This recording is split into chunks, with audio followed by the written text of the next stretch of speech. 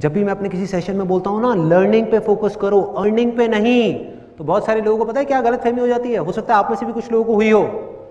उन्हें लगता है कि मैं स्कूल्स की बुक्स की बात कर रहा हूं, कॉलेज की बुक्स की बात कर रहा हूं। मैं हमेशा कहता हूं ना कि अर्निंग हमेशा फ्यूचर में है, लर्निंग हमेशा प्रेजेंट मोमेंट पे है। लर्निंग पे फोकस करना है, अर्निंग पे नहीं। अब ये लर्निंग क्या है, इसमें 3 सिंपल से स्टेप्स हैं। सबसे पहला स्टेप है ऑब्जर्वेशन, सिंपल ऑब्जर्वेशन। क्लियर है कि अगर आपको कुछ भी सीखना है तो पहले आपको ऑब्जर्व करना होगा उन लोगों को जो उस काम को कर रहे हैं जो आप करना चाहते हो। सिंपल। जब तक आप ऑब्जर्व ही नहीं करोगे, फॉर एग्जाम्पल आप लोग यहां पर बैठे हुए हैं और मुझे सुन रहे हैं, ऐसा मुझे लग रहा है ऐसा मुझे लग रहा है, क्योंकि मुझे नहीं पता आप में से कितने लोग अपने माइंड में कुछ और सोच रहे हैं, माइंड में कुछ और ही बोल रहे हैं। मतलब कि अगर आप मुझसे कुछ भी सीखना चाहते हो तो आपको क्या करना होगा, आपको मुझे ऑब्जर्व करना होगा, मुझे सुनना होगा, लिसन करना होगा।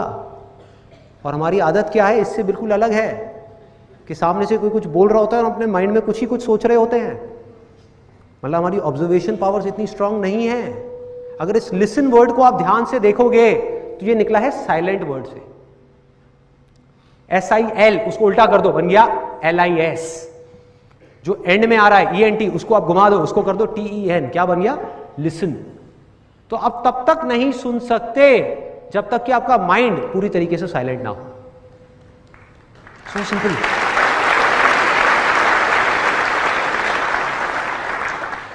सो ऑब्जर्वेशन करने के लिए क्या करना होगा, किसी भी चीज को अगर करना सीखना है तो, क्रिकेट खेलना सीखना है तो क्या करना होगा, या एक्स्ट्रा ऑर्डिनरी क्रिकेट खेलना है तो एक्स्ट्रा ऑर्डिनरी क्रिकेटर्स को ऑब्जर्व करना होगा। बिजनेस करना है तो बिजनेस जो लोग कर रहे हैं ऑलरेडी, जो लोग सक्सेसफुल हैं, जो लोग फेल हो रहे हैं, उन दोनों को ऑब्जर्व करना होगा, दोनों से सीखना होगा और फिर बिजनेस को करना होगा। सिंपल।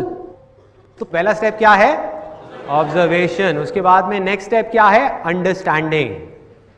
कि जो ऑब्जर्व किया उसको समझना भी पड़ेगा भाई कि क्या ऑब्जर्व किया। कि अगर बिजनेस करना है तो दोनों तरह के लोगों को ऑब्जर्व किया, जो सक्सेसफुल हैं और जो फेलियर्स हैं, बारीकी से ऑब्जर्व किया। किस चीज को ऑब्जर्व किया, उनके एक्शंस को ऑब्जर्व किया कि वो क्या करते हैं, जो सक्सेसफुल लोग हैं किस तरीके से काम करते हैं, वो किस तरह से बोलते हैं, और उनके थॉट्स को ऑब्जर्व किया कि वो किस तरह से सोचते हैं, उनका इस दुनिया को देखने का नजरिया किस तरह से अलग है उन लोगों से जो फेल हो रहे हैं। क्या फर्क है इन दोनों के नजरिए में, फर्क होता है, यस और नो?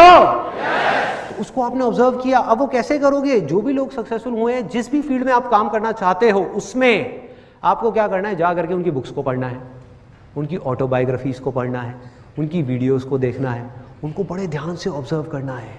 जब आप ऑब्जर्व करोगे उसके बाद में अंडरस्टैंडिंग का लेवल आता है। आपको समझना है कि इसमें से जो भी ये सही कर रहे हैं उसमें से क्या है जो आज आप अपनी सिचुएशन में अप्लाई कर सकते हो। जरूरी नहीं है वो सब कुछ जो वो आज कर रहे हैं वो सब आप आज अपनी सिचुएशन में अप्लाई कर पाओ।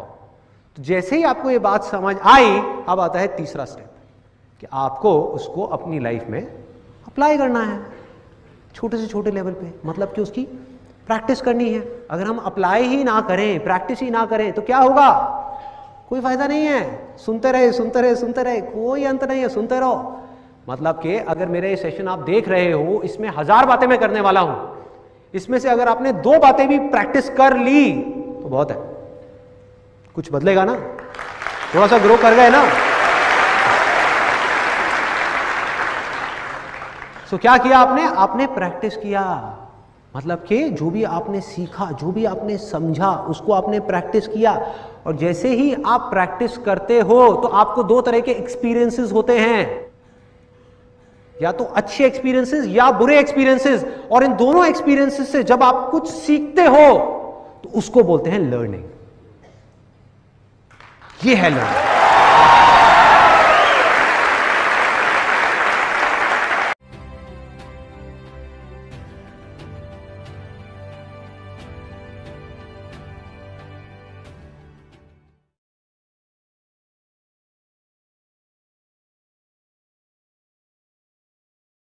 सोचने से कहाँ मिलते हैं तमन्नाओं के शहर, चलना भी जरूरी होता है मंजिल को पाने के लिए। केवल सोचते रहने से कुछ नहीं मिलेगा, आपको शुरुआत तो करनी ही पड़ेगी, आपको संघर्ष तो करना ही पड़ेगा।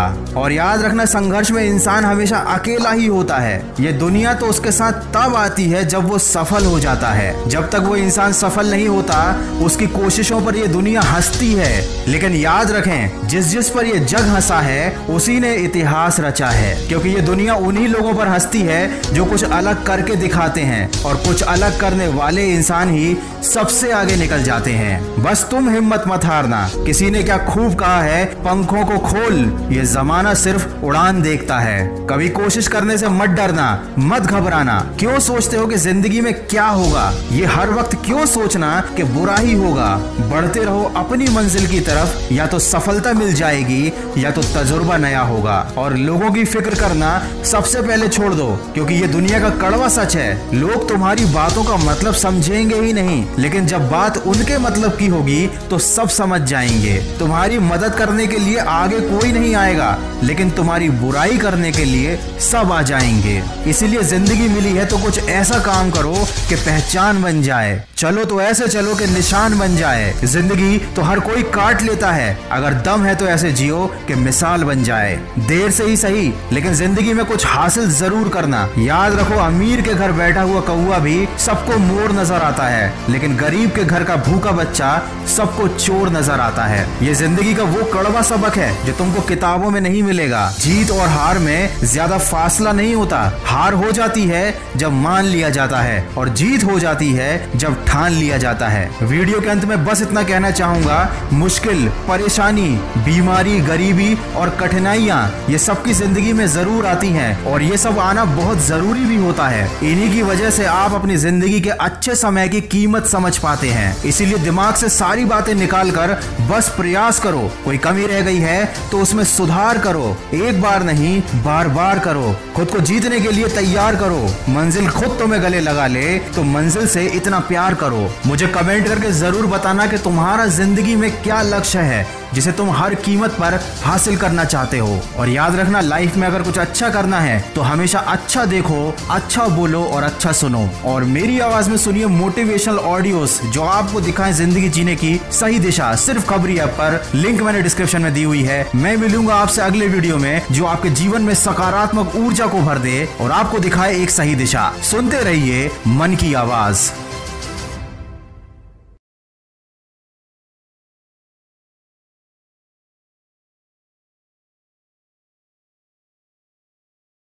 So I like to keep things simple, and for me,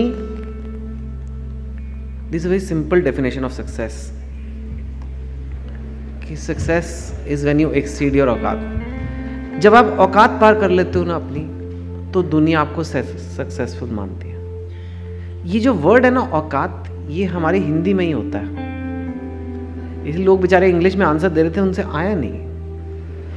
limit Schmidt लोगोलोगों ने कहा, पर लिमिट, स्टेटस, वो फील ही नहीं आता जो औकात का आता है ना।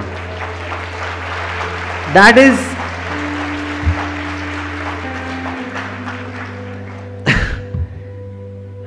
हर इंडियन को अपनी औकात का एहसास दिलाया जाता है। औकात में रहे, वो लड़की तुझसे नहीं पटेगी, औकात में रहे। अनूप जलोटा जी को भी किसी ने कहा होगा, पर उन्होंने पार की और आज सब उनकी बातें कर रहे हैं। बट ऑब्वियसली आपका पर्पस अलग है। I hope. औकात एक अजीब सा कॉन्स्ट्रक्ट है। हम सब के अंदर वो एक फीलिंग आती है कि मेरी इतनी औकात है और मैं औकात जितना बड़ा सपना ले सकता हूँ। मेरे पेरेंट्स की जितनी इनकम थी, जिस घर में वो रहते थे, जिस शहर से हम आए हैं, उससे 10-20% ऊपर का मैं सपना ले सकता हूँ। उससे 10 टाइम्स 20 टाइम्स का सपना मैं नहीं ले सकता। ये हमारे मन में फीलिंग डाली जाती है बहुत जल्दी से। लेकिन ट्रूली सक्सेसफुल आपको तब मानते हैं लोग, स्पेशली जो यहाँ बच्चे भी बैठे हैं, आपको तब मानेंगे जब आप थोड़ा सा औकात क्रॉस करोगे। और ये जो IIT का एग्ज़ाम है ना, इससे ज़्यादा बड़ा प्रूफ नहीं है कि आपने अपनी औकात क्रॉस की as a average student of India. That is what it takes. उस लड़की ने अपनी औकात पार किया, इसलिए आपको वो ज्यादा सक्सेसफुल लगी स्ट्रेट अवे।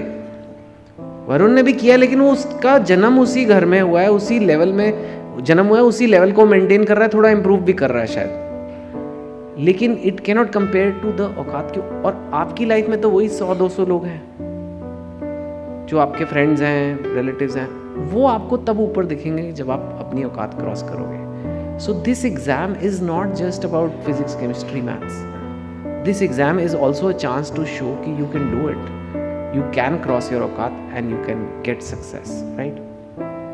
मैं आपको अपनी औकात बताता हूँ। ये मेरे क्लास 10 के मार्क्स हैं, 76% मेरे मार्क्स आए थे। एंड मेरा घर भी एक मिडिल क्लास घर में हुआ था। अगर आपके पेरेंट्स बिलियनर हैं तो आपके 76 भी आए या 66 भी आए तो इतना कोई फर्क नहीं पड़ता, लेकिन मेरे को पड़ता था। क्लास 10 में आप कितने साल के होते? 15 साल के होते हो, ऐसे कुछ अराउंड दैट मच। और मेरे को याद है जब मेरा रिजल्ट आया था 76%, घर पे ऐसे रिलेटिव्स वगैरह, मामा जी वगैरह आए हुए हैं, मम्मी आई हैं, डाइनिंग टेबल पे लोग ऐसे बैठे, कोई मर गया है। अंदर आया, घर एकदम क्वाइट। चलो कोई बात नहीं, दिलासा देते ना लोग, चलो कोई बात नहीं। फिर एक बड़ी थॉट के बाद मामा जी ने बड़ी इंसाइटफुल बात की, चलो कुछ ना कुछ तो कर ही लेगा, कुछ ना कुछ। आई डोंट नो इसका क्या मैं मतलब निकालूं। चलो बेटे कोई बात नहीं, अब जाके सो जाओ तुम। मैं चला गया अपने रूम में सोने। कुछ ना कुछ तो करना है तो कुछ कर रहा था। मैंने कहा मैं प्लान बनाता हूं अपनी लाइफ का, क्या करूंगा मैं। उस टाइम ना इंडिया में एसटीडी बूथ्स बड़े नए नए आए थे, यू नो। एसटीडी बूथ आप लोगों को पता भी नहीं है, यंग जनरेशन को एसटीडी बूथ क्या होता है। पर हमें अगर यहाँ से पूना फ़ोन करना है तो लाइन में लगना पड़ता था एक दुकान पे लॉन्ग डिस्टेंस कॉल्स के लिए। अब कोई व्हाट्सएप कॉल नहीं होता था तब। आज तो होते भी नहीं एसटीडी बूथ, पता नहीं क्या कर रहा होता मैं, शायद जियो के सिम कार्ड बेचता या। पर मेरे को लगा एसटीडी बूथ खोलूँगा मैं, और मैं बहुत अगर स्मार्ट हो गया तो 2 एसटीडी बूथ हो जाएंगे मेरे, और अगर बहुत ज़्यादा हो गया तो 4 खोल दूंगा, तो मतलब लाइफ सेट है। तो अगले दिन जाके मैंने फिर डाइनिंग टेबल पे अपना प्लान बनाया कि मेरा ये प्लान है, मेरे को एसटीडी बूथ खोलने हैं और मैं बहुत मेहनत करूँगा, 2 से 4 लेके जाऊँगा। देखा लोगों ने मेरा ऊपर नीचे, औकात मेजर हो रही है कि ये सपना बराबर है औकात के कि नहीं। हाँ ठीक है, कर सकता है, ये कर लेना। That was the dream, that was decided. और जाओ फिर सो जाओ तुम। फिर मैं सोने गया। मैंने कहा यार ये तो बड़ी जोर की औकात का ठप्पा लग गया मेरी पीठ पे। 76% जैसे टैटू करा लिया है, और ये भी हो गया कि अभी तुम्हें करना क्या लाइफ में, और तुम 15 साल के हो, और पूरी लाइफ में अब तुम्हें क्या करना है, एसटीडी बूथ खोलना है, ये तुम्हारा है। इसके बाद कोई तुमसे कभी कुछ नहीं कहेगा, अब सब कुछ तुम्हें करना है, अब तो यही है। मैं कहा यार कुछ तो करना पड़ेगा कि लोग मुझे मुड़ के दोबारा देखें, नहीं तो मैं वो बन गया जैसे फैमिली में जो कज़न होते हैं ना, जो शादी में जाते हैं तो ऐसे आपको बाकी कज़न, अरे ये देखो ये मेडिसिन कर रहा है, अरे ये इंजीनियरिंग कर रहा है, और तू कितने रसगुल्ले खाएगा।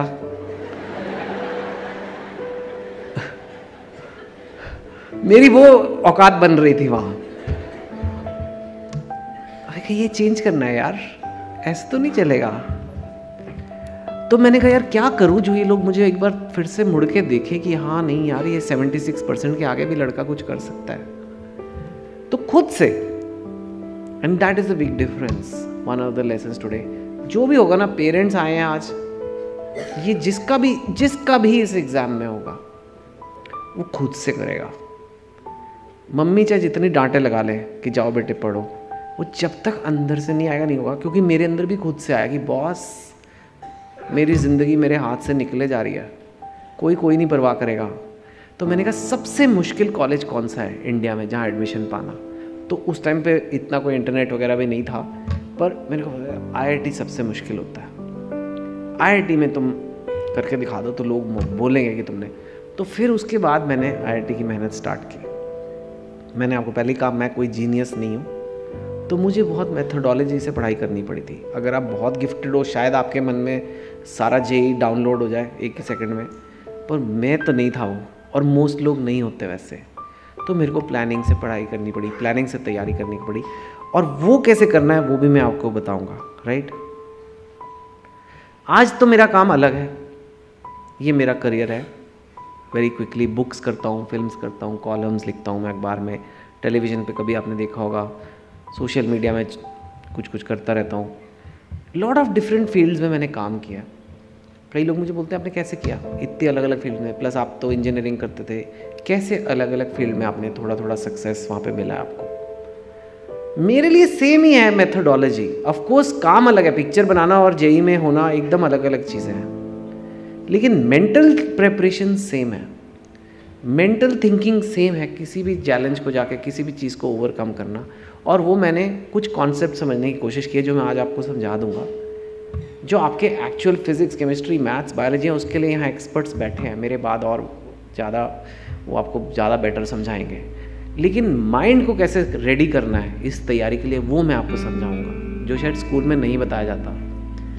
जो लोग घबरा जाते हैं तैयारी करने से, यार ये तो मेरी औकात के बाहर है, ये तो होगा ही नहीं मुझसे, वो मैं आपको समझाऊंगा ऐसा क्यों होता है, आपका माइंड क्यों कहता है ये, so that you are at least in the right frame of mind when you are going for this, right? एक बड़ा इंपॉर्टेंट कॉन्सेप्ट लोग भूल जाते हैं, short effort goals versus long effort goals. ठीक है, सपोजिंग मैं आपको बोलूं कि अपना कमरा साफ करो, आपको कितनी देर लगेगी? 1 घंटा, 2 घंटे मैक्सिमम, चलो बहुत गंदा है तो। आपको मैं बोलता हूँ खाना बनाना है किसी के लिए, कितनी देर लगेगी? 2 घंटे मैक्सिमम। ठीक है, आपको मैं बोलता हूँ बाजार से सब्जी लानी है, 1-2 घंटे लग जाएंगे, ले आओगे। ये गोल्स हैं, गोल है कमरा साफ करना, ये करना। आपने गोल अचीव कर लिया, कर लोगे, हाँ सब्जी ले आना, ले आए, गोल अचीव हो गया। पर क्या आज तक आपने ये सुना है कि यार ये आदमी बहुत सक्सेसफुल है, ये कल 3 किलो टमाटर खरीद के लाया? कहते कभी ऐसे? क्यों नहीं कहते? ये भी तो गोल था, आज का काम था टमाटर लाना, टमाटर के बिना कैसे सब्जी बनेगी? पर नहीं कहते, उसे नहीं कहते आपने औकात पार किया, उससे नहीं कहते आपने सक्सेस लिया, क्योंकि ये छोटी मेहनत के काम है। छोटी मेहनत मतलब एक दिन में 2-3 घंटे की मेहनत के काम। ये काम रोज आते हैं, ये काम रोजमर्रा की जिंदगी है, ये सब करते हैं। इसको करने में भी एक अचीवमेंट, ऐसा नहीं है कि ये कोई मतलब आपकी तारीफ नहीं होनी चाहिए, लेकिन ये कोई नहीं बोलेगा कि ये बड़ा सक्सेसफुल आदमी है, क्योंकि ये छोटी मेहनत का काम है। अगर आपको औकात पार करनी है, मतलब अगर आपको सक्सेस चाहिए, तो इनवेरिएबली काम जो है वो लंबी मेहनत का होगा। ठीक है, अगर मैं आपको कहता हूँ कि मुझे IIT की तैयारी करनी है, 3 दिन में हो जाएगी, हो सकता है ऐसे? अगर मैं आपको बोलता हूँ कि मुझे एक बुक लिखनी है, बस 4 दिन दे दो, हो जाएगा? नहीं हो सकता। मेरे को वेट लूज करना है 10 किलो, परसों तक हो जाएगा? ऐसे हो सकता है? नहीं हो सकता, हो ही नहीं सकता। ये लंबी मेहनत के काम है, और लंबी मेहनत के काम जो है उनको करने का तरीका अलग होता है, वो मैं बताता हूँ कैसे। हम मोटिवेशन की बात कर रहे थे। अगर आपका मन नहीं है कमरा साफ करने का, आपका मन नहीं है खाना बनाने का, सब्जी लेकर आने का, आप अपने आप को क्या कहते हो माइंड में? चल कर ले यार, चल करके ख़त्म करना, फिर सोएंगे, फिर फेसबुक देखेंगे, फिर टीवी देखेंगे, जो भी है, बस करना, ख़त्म कर। इसे मैं कहता हूं धक्का मार मोटिवेशन। इट इज़ फाइन, हम धक्का मार मार के अपने आप को अगर आपका मन कर रहा है वो काम करने का, वो तो अलग बात है। आई एम सेइंग सपोजिंग आपका मन नहीं है, आप अपने आप को पुश करते हो, धक्का मार motivation, that's what you do. It doesn't work for long effort goals, you know. कितने लोग मुझे मिलते कहते हैं अच्छा बस अब बहुत हो गया, अब मैं धक्का मारता हूँ, अब मैं करता हूँ, कल से IIT की तैयारी चालू, मैं कल से 15 घंटे रोज पढ़ूंगा। वेरी गुड, पहले दिन आपने 15 घंटे पढ़ा, दूसरे दिन आपने 10 घंटे पढ़ा, तीसरे दिन 5 घंटे पढ़ा, फिर अगले दिन आपने कहा मुझे IIT करना ही नहीं है। ये क्या बकवास है? कैसे लोग जाते हैं वहां पे? क्या उसके ना कुछ लाइफ में हो नहीं रहा क्या? देखो क्या हुआ, आपके माइंड ने आपके साथ गेम्स खेले, आपके माइंड ने आपके साथ गेम्स खेले और कहा कि तू कट ले बॉस, ये बहुत मुश्किल काम है, ये तेरे बस का नहीं है, तो जीनियस लोग करते हैं। बिकॉज आप धक्का मार स्टाइल लगा रहे हो लंबी मेहनत के काम पे। प्रॉब्लम ये हो रही है, एक और एग्जांपल, आप जरूरी नहीं है ये IIT में तो खैर है ही, आप डाइटिंग चालू करो, just to explain the point. आज से बस डाइटिंग चालू है, शाम को पार्टी हो गई, गुलाब जामुन आ गए, लोगों ने कहा टेस्ट तो कर लो, बड़ा फेमस। इंडिया के आधे कैलोरीज तो टेस्ट में आ रहे हैं, खा थोड़ा ना रहे हम तो टेस्ट कर रहे थे। और फिर अगले दिन सुबह एक्सरसाइज जाना था और ये डाइटिंग मेंटेन करनी थी, पर अरे यार कल रात को पार्टी में मैंने खा ही लिया है, चल अब मैं पराठे खा ही लेता हूँ। अब तो खराब हो ही गई है डाइट। यू नो ये क्या है इक्विवेलेंट? आप सड़क पे जा रहे हो और आप कीचड़ में गिर गए और आपने कहा अब मैं गिर ही गया हूं तो थोड़ा और लोट लेता हूं, अब मेरी पढ़ाई खराब हो ही गई है, मैं जेईई की तैयारी छोड़, अब छूट ही गई है 1 हफ्ते से, तो चल छोड़ो अभी मेरे को करना ही नहीं है। That is not what you do. आप कीचड़ में गिरते हो और अगर गिर गए तो उठोगे, नहाओगे, नए कपड़े पहनोगे और फिर चल पड़ोगे। That is what a lot of people can't do, because this is the लंबी मेहनत में यही करना पड़ता है। ये इतनी देर का काम है कि आपको ये सब सीखना पड़ेगा कि अगर मैं गिरूंगा तो कैसे उठना है। ये छोटी मेहनत में नहीं करना पड़ता। छोटी मेहनत में तो आपको सब्जी लानी है, ले आए हो, ज़्यादातर चांस ही नहीं है गड़बड़ होने का। इसमें होगा, आप तैयारी कर रहे हो, कभी कज़न की शादी आ जाएगी, कभी इंडिया का मैच आ गया, कभी कुछ आ गया, अब आप बोलोगे मेरा कल खराब हो गया तो आज भी खराब कर लेता हूँ। That's not how you do it, right? So that is something to understand, this concept of short effort versus long effort goals. Again, this doesn't require physics, chemistry, maths knowledge. This is mind. In anything in life, always remember this. कुछ बड़ा करना है, लंबी मेहनत करनी पड़ेगी, नहीं तो दुनिया नहीं मानेगी उससे। और वो लंबी मेहनत करनी है तो लंबी मेहनत करना सीखना पड़ेगा। ठीक है? तो ये लंबी मेहनत है, इसी से बिग अचीवमेंट्स आती हैं। इसी से जो आज चीज़ आपको इम्पॉसिबल लगती है, इम्पॉसिबल नहीं होती है वो। उसका सिर्फ ये मतलब है 2 साल की मेहनत है, 3 साल की मेहनत है, right? Examples, writing a book, climbing a mountain and taking entrance exam, they are all same examples. Today we are talking about entrance exams. This is your stage in life. But जो mountaineer है उसको भी mental preparation वही करनी पड़ेगी, right? आप 1 floor सीढ़ी चढ़ सकते हो, लेकिन आप माउंट एवरेस्ट आज नहीं चढ़ सकते। लेकिन अगर 2 साल आपको मैं ट्रेनिंग में लगा दूं, शायद चढ़ जाओगे। Same for IIT JEE preparation. आज आप नहीं कर सकते, लेकिन 2 साल आपको लगा दूं मैं सही तरीके से तो कर लोगे। That's how human beings are, and you have to believe that कि ह्यूमन बींग्स ऐसे ही बेटर होते हैं। कोई भी लंबी मेहनत करके ही आगे बढ़ता है। कोई भी ऐसे नहीं है, किसी का तुक्का नहीं लग गया कि कोई कहां से कहां पहुंच गया।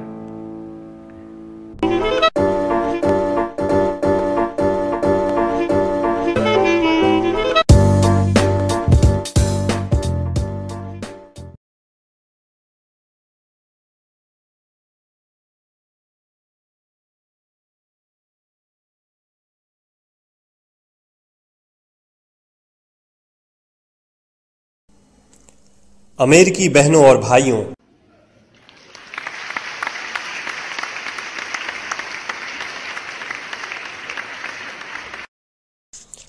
आपके इस स्नेहपूर्ण और जोरदार स्वागत से मेरा हृदय अपार हर्ष से भर गया है।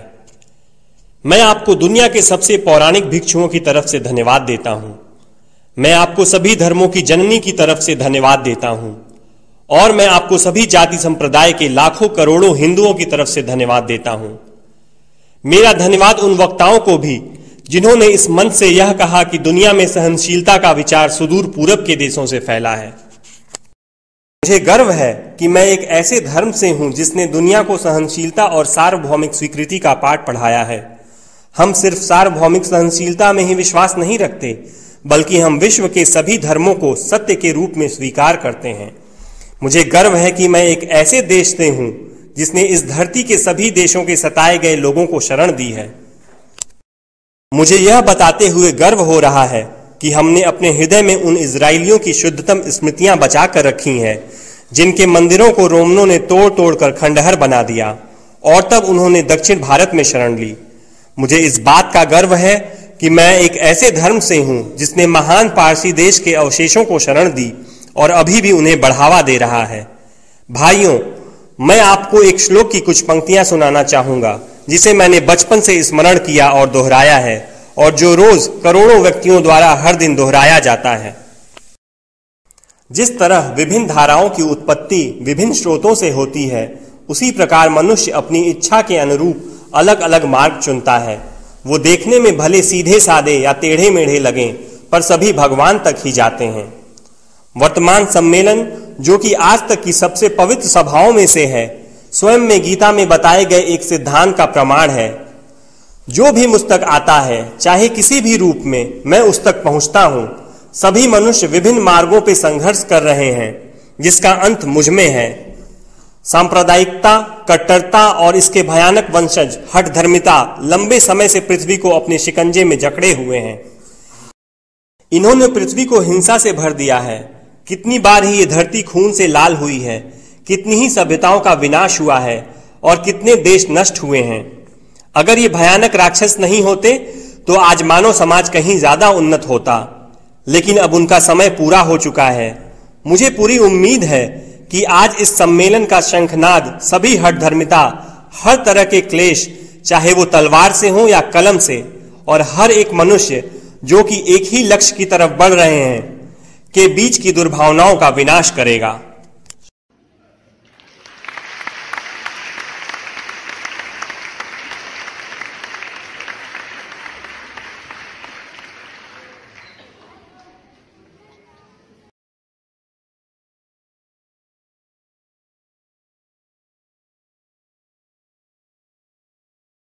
एक बार जब स्वामी विवेकानंद शिकागो में भाषण के लिए गए थे, तो वे वहीं सायंकाल भ्रमण कर रहे थे।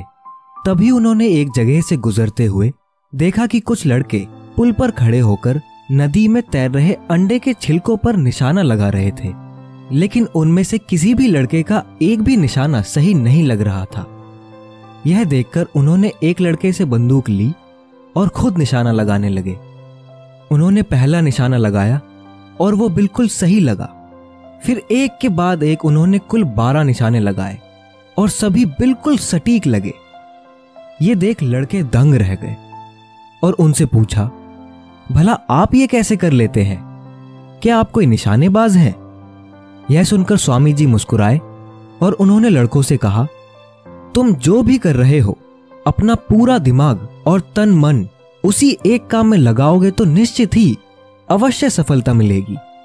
अगर तुम निशाना लगा रहे हो तो तुम्हारा पूरा ध्यान सिर्फ अपने लक्ष्य पर होना चाहिए, तब तुम लक्ष्य से कभी चूकोगे नहीं। अगर तुम पढ़ रहे हो तो सिर्फ पढ़ने के बारे में सोचो।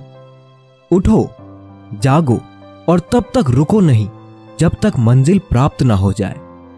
यही वह कथन था जिसने स्वामी विवेकानंद को विश्व विख्यात बना दिया था, और यही वाक्य आज कई लोगों के जीवन का आधार भी बन चुका है। इसमें कोई शक नहीं कि स्वामी जी आज भी करोड़ों युवाओं के आदर्श व्यक्ति हैं, और उन्हें आदर्श मानने वाला व्यक्ति जीवन में जरूर सफल होता है। उनकी हमेशा से ये सोच रही है कि आज के युवा को शारीरिक प्रगति से ज्यादा आंतरिक प्रगति करने की जरूरत है। आज के युवाओं को अलग अलग दिशा में भटकने के बजाय एक ही दिशा में ध्यान केंद्रित करना चाहिए और अंत तक अपने लक्ष्य को प्राप्त करने के लिए प्रयत्न करते रहना चाहिए। युवाओं को अपने प्रत्येक कार्य में अपनी समस्त शक्ति का प्रयोग करना चाहिए। क्या आप युवा हैं? स्वामी विवेकानंद के अनुसार युवा वो है जो अनीति से लड़ता है, जो दुर्गुणों से दूर रहता है, जो काल की चाल को बदल देता है, जिसमें जोश के साथ होश भी हो, जो समस्याओं का समाधान निकालता है, जो बातों का बादशाह नहीं बल्कि करके दिखाता है। स्वामी विवेकानंद के अनुसार व्यक्ति का वास्तविक जन्म लक्ष्य के प्रकटन के साथ ही होता है। वे कहा करते थे, जिसके जीवन में कोई लक्ष्य नहीं, वे तो खेलती गाती हंसती बोलती लाश है। जब व्यक्ति अपने जीवन के एक विशिष्ट लक्ष्य को नहीं पहचान लेता, तब तक तो उसका जीवन व्यर्थ ही है।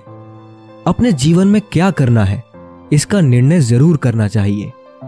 अतः लक्ष्य निर्धारण बहुत जरूरी है और यह जीवन का आधार है। जब कभी कोई युवा उनके पास आकर गीता उपनिषद की बात करता, तो स्वामी जी कहते, गीता के संदेश को समझना चाहते हो तो जाओ, मैदान में जाकर फुटबॉल खेलो। मजबूत शरीर और भुजाएं होगी तभी तुम गीता का संदेश समझने के योग्य होगे। स्वामी विवेकानंद स्वयं युवा थे। उन्होंने भारतीय संस्कृति में युवावस्था के आदर्श को हमारे सम्मुख प्रस्तुत किया। केवल 31 वर्ष 5 माह व 22 दिन की अल्पायु में ऐसा पराक्रम दिखाया कि सारा विश्व स्तंभित रह गया। अपने जीवन, प्रेरणा, विचार, साहित्य तथा कर्म से स्वामी जी ने भारत सहित पूरे विश्व को प्रेरित किया। स्वामी विवेकानंद भारतवर्ष और पूरे विश्व में ऐसे युवा चाहते थे जिनका शरीर लोहे के समान हो और मांसपेशियां फौलाद की, जिनके हृदय में सिंह का साहस, मन में श्रद्धा और पवित्रता की आग हो, जिनके मन में ईश्वर पर निष्ठा हो, दीन दुखियों के प्रति करुणा हो। तो आज के इस वीडियो में बस इतना ही। वीडियो पसंद आए तो लाइक और शेयर जरूर करें। ऐसी और भी प्रेरणादायक ज्ञानवर्धक वीडियोस के लिए और हमसे जुड़ने के लिए आप हमारे चैनल को सब्सक्राइब कर सकते हैं। मिलते हैं अगली एक और ऐसी वीडियो।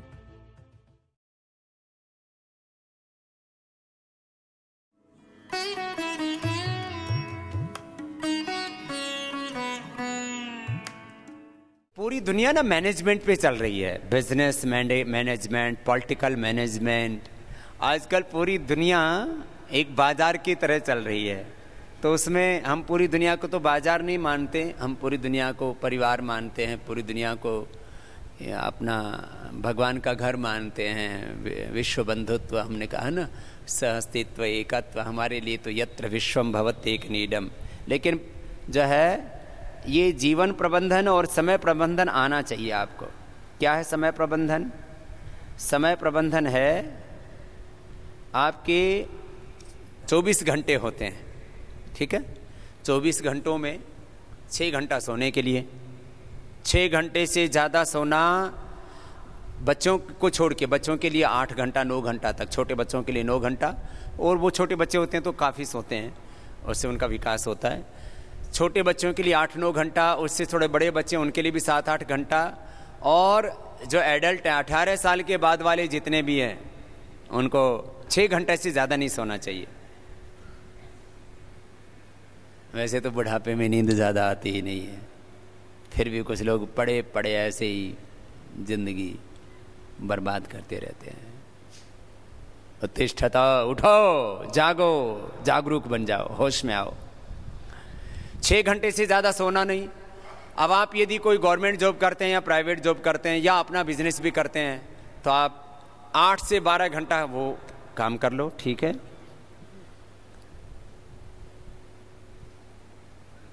फिर भी कितने हो गए? 6 घंटे सोने के, 12 घंटे हमने जो है 1.5 गुना आपके वर्किंग आवर्स कर दी। वैसे 8 घंटा वर्किंग आवर्स बहुत होते हैं, इसमें बहुत काम हो जाता है। 12 और 6 18, अभी भी कितने घंटे बच गए? 8 घंटे बच गए। 8 घंटे में 2 घंटा आपको अपनी दिनचर्या के, फिर भी कितने बच गए? 6 घंटा बच गए। 6 घंटा में आपके 2 घंटा आपस में बातचीत करने के लिए, पति पत्नी बच्चे आपस में बातचीत। 2 घंटे से ज़्यादा बातचीत के लिए कुछ मैटर तो रहता नहीं है, बाकी ऐसे दिन भर कुछ भी बक बक करते रहो। 2 घंटे आपके बात करने के लिए, फिर भी कितने घंटे बच गए? 4 घंटे आप चाहो तो सभी सेवा कर सकते हो, गृहस्थ में रहते हुए भी, नौकरी करते हुए, बिजनेस व्यापार करते हुए भी, अपने सांसारिक दायित्व निभाते हुए भी इस सेवा का दायित्व निभा सकते हो। कितना घंटा? 4 घंटा। 4 घंटा, ये आपको मैंने टाइम मैनेजमेंट के साथ, आंकड़ों के साथ बात कही है, इसको झुठला नहीं सकते। और जो 4 घंटा भी ना कर सकें वो 2 घंटा कर लेना। सेवा करने से हमारे पुण्य बढ़ते हैं और हमें मनुष्यों में, और मनुष्यों में भी फिर बहुत उच्च कोटि के मनुष्य का रूप में जन्म मिलता है। और सेवा लेने से हमारे पुण्य क्षीण होते हैं। जितना भी हम ये कपड़े पहनते हैं इनसे पुण्य क्षीण होते हैं, इसलिए सन्यासी कम से कम वस्त्र पहनता है। हम जितना भी ये पंखा AC चलाते हैं इससे पुण्य क्षीण होते हैं। जितना भी हम गाड़ी आदि चलाते हैं इसमें कितनी एनर्जी खर्च होती है, कितना पोल्यूशन होता है। बिजली आदि चलाते तो इसमें भी कोयला आदि से बिजली बनती है, तेल आदि से, गैस आदि से बिजली बनती है, उसमें कितने पुण्य क्षीण होते हैं। जितना आप अन्न जल भोजन आदि भी करते हो उससे कितने पुण्य क्षीण होते हैं। जितना आप सुख भोगते हो ये सुख सारे दुख देने वाले हैं। परिणाम ताप संस्कार दुख गुणवृत्ति विरोधाच दुखमेव सर्वम विवेकिना। सेवा लेने से पुण्य क्षीण होते हैं। तुम सोचते हो हमने कुछ पा लिया तो ये सुख है, पाना दुख है, देना सुख है। ये बहुत बड़ी जीवन की फिलॉसफी है। इसलिए कम से कम सुख उपभोग किया करो और ज्यादा से ज्यादा सुख दिया करो, है ना।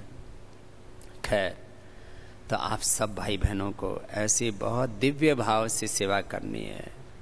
परस्पर गुरु का भाव, एक दूसरे में गुरु बंधु गुरु भगनी, परस्पर भगवत्ता का भाव, सेवा का भाव। और इसमें आप सेवा व्रती बने, स्वदेशी व्रती बने, योग व्रती बने, गो व्रती बने। ऐसे देखो, अंशकालिक सेवा व्रती तो सभी बन सकते हैं ना। पूर्णकालिक सेवा व्रती बनने में थोड़ा समय लगेगा। यात्रा शुरू तो करो, एक दिन मंजिल मिल जाएगी। हाँ, आगे बढ़ते रहो, आगे बढ़ते रहो। चरई वेती चरण वही मधुविंदती। ऐसे आप सबको सात्विक कार्यकर्ता बनना है। और फिर लोगों को सेवा करने के लिए ना सामर्थ्य चाहिए। तो आपको हम योग का सामर्थ्य तो सबको दे रहे हैं। योग के माध्यम से सेवा करो। सेवा किस माध्यम से करना? एजुकेशन की सेवा, उसके लिए आपको स्कूल कॉलेज यूनिवर्सिटी बनाना पड़ेगा। हेल्थ की सेवा, उसके लिए आपको कोई हॉस्पिटल बनाना पड़ेगा या खुद डॉक्टर बनना पड़ेगा। अन्न की सेवा, उसके लिए आपके पास में अन्न के भंडार होने चाहिए, अपरिमित धन होना चाहिए कि आप जो है दासोहा, आप अन्नदान की सेवा कर सके, अन्न क्षेत्र चला सके। उसके लिए आपके पास बहुत बड़े अन्न के भंडार होने चाहिए। आप कोई भी सेवा करेंगे, आपको संगीत की सेवा करनी है। बहुत ऐसे महापुरुष हुए जिन्होंने ये संगीत विद्या का आविष्कार किया ना, वो सब ऋषि थे। तो उसके लिए आपको फिर संगीत 10-15 साल उसकी संगीत की साधना करनी पड़ेगी। बहुत परफेक्शन चाहिए इसके लिए। हाँ, तो सुनो, कोई भी सेवा करने के लिए सामर्थ्य चाहिए। तो आपको हमने पहले भी ट्रेनिंग दी है योग की, आप लगातार भी मुझे सुनते रहे हैं। अब यहाँ एडवांस ट्रेनिंग के लिए आए हैं। आपको पूरी तरह से योग में दीक्षित कर देंगे। योग का इतना बड़ा सामर्थ्य आपके पास में आ जाएगा कि आप मेरी तरह से हजारों लाखों करोड़ों की सेवा करने में समर्थ हो जाओगे। मेरे पास कुछ भी सामर्थ्य नहीं था जब मैं घर से चला था, गुरुकुल से चला था और इस सेवा के मार्ग पर आगे चला था।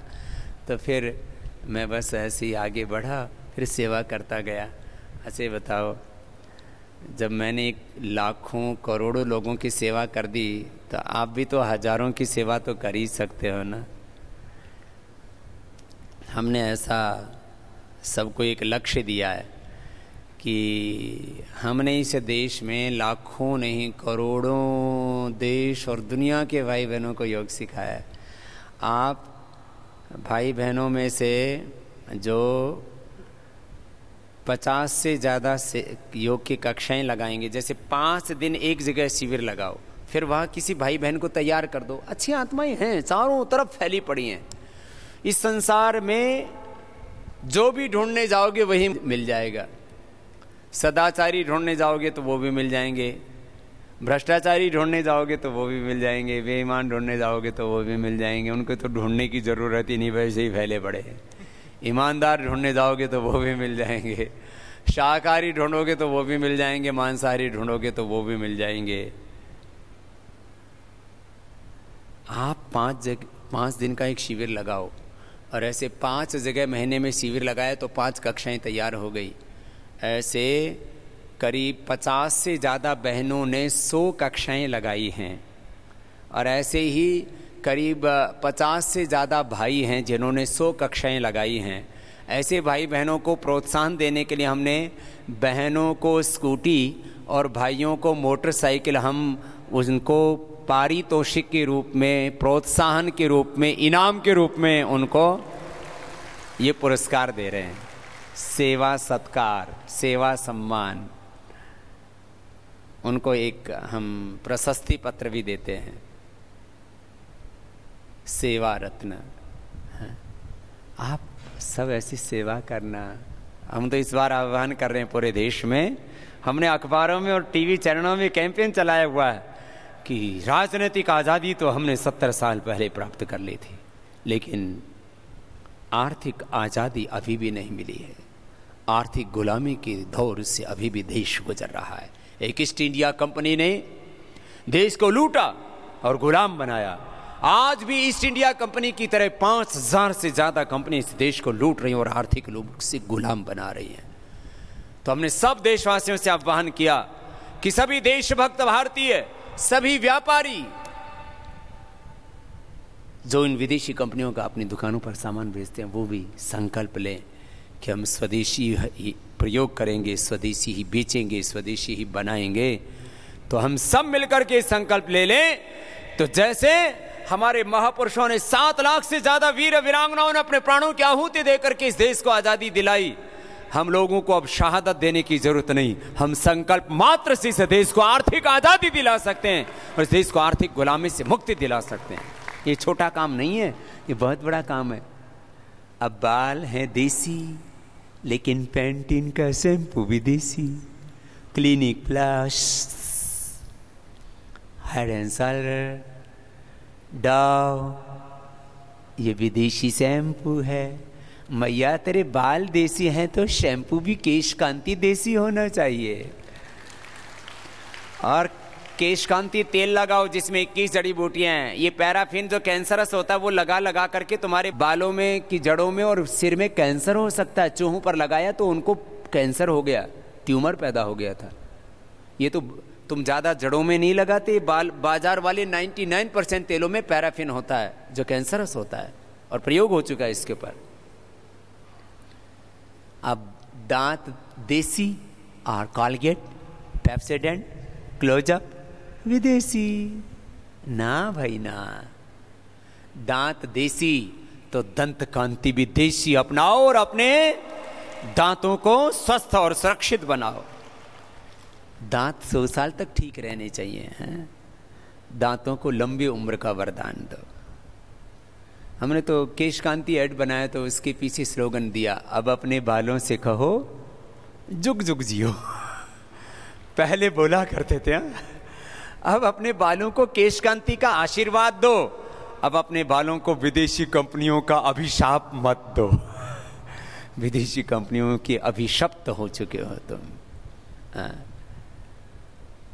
दंत कांति, साबुन, shampoo, cream, powder, washing powder, detergent के, फर्श साफ करने वाला वो भी केमिकल वाला, बर्तन साफ करने वाला विम बार, पता नहीं क्या, चारों तरफ अपने हाथों पर केमिकल्स का प्रहार कर रहे हैं।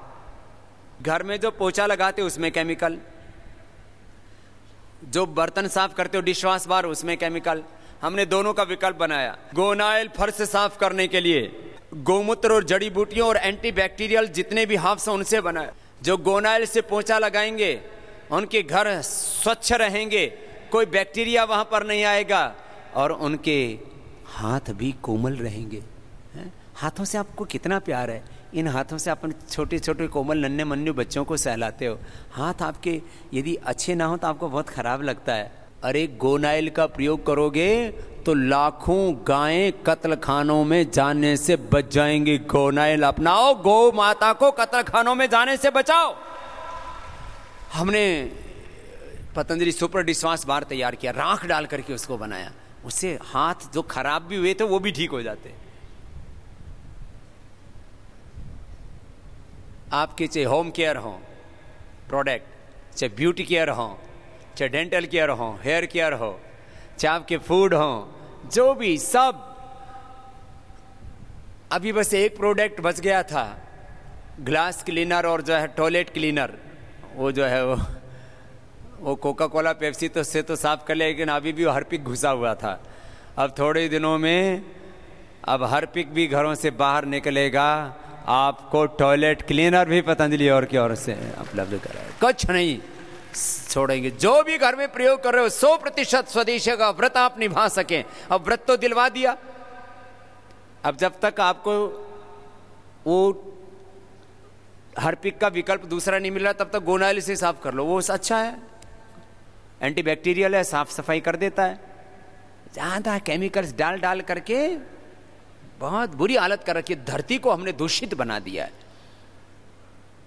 सुनो, स्वदेशी का व्रत लो, और व्रत ऐसा लो जैसे मैंने लिया हुआ है कि एक भी विदेशी वस्तु का मैं प्रयोग नहीं करता। पेन से लेकर के, घड़ी से लेकर के, गाड़ी से लेकर के, मोबाइल से लेकर के मैंने प्रण किया हुआ है।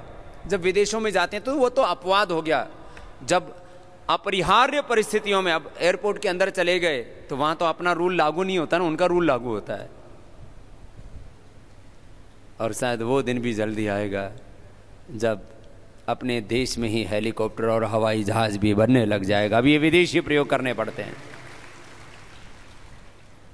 भाई बहनों, महात्मा गांधी ने स्वदेशी का व्रत लिया था, चंद्रशेखर राजगुरु, सुखदेव, भगत सिंह ने स्वदेशी का व्रत लिया था, चाहे वो बाल गंगाधर तिलक हो, विनोबा भावे हो, चाहे लाखों लाखों क्रांतिकारी हो, महात्मा महर्षि दयानंद सरस्वती से लेकर के स्वामी विवेकानंद से लेकर के श्री अरविंद से लेकर के सब महापुरुषों ने स्वदेशी के माध्यम से इस देश को स्वाधीनता दिलाई थी। आज फिर वही व्रत और सबको दिलाना है। स्वदेशी व्रती बनो, गो व्रती बनो, योग व्रती बनोगे। एक दिन भी मैं योग को नहीं छोड़ूंगा, और मैंने ये व्रत को 9 साल की उम्र से आज तक निभाया है और आगे भी निभाऊंगा।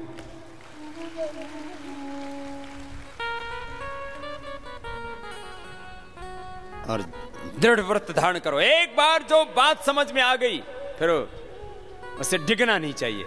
जब बात समझ में आ गई कि विदेशी कंपनियां इस देश की आर्थिक लूट कर रही हैं और देश को आर्थिक गुलामी की ओर धकेल रही हैं, सब मानते हैं देश का पैसा कहाँ रहना चाहिए, बोलो देश में, तो फिर विदेशों में अपना देश का पैसा जाए क्यों? जो भी व्रत लेना वो दृढ़ता के साथ लेना चाहिए। व्रत कैसा लेना चाहिए? दृढ़ता पूर्वक, अटल।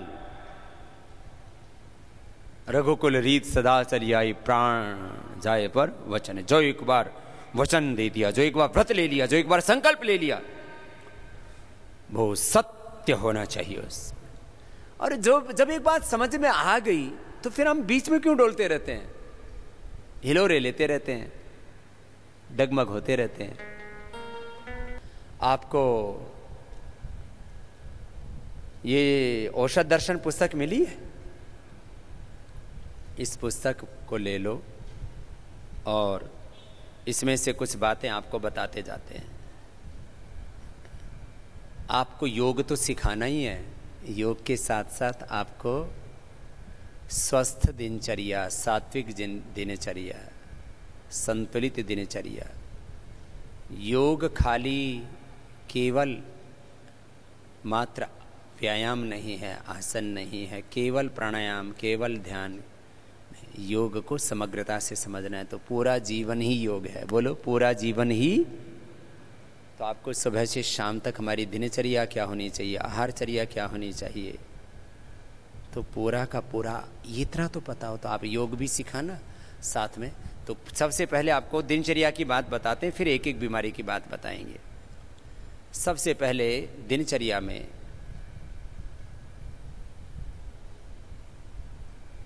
सुबह जल्दी उठने का अभ्यास करो, जल्दी सोने का अभ्यास करो। Early to bed and early to rise makes a man perfect, healthy, wealthy and wise. ये आप सुनते रहे हो।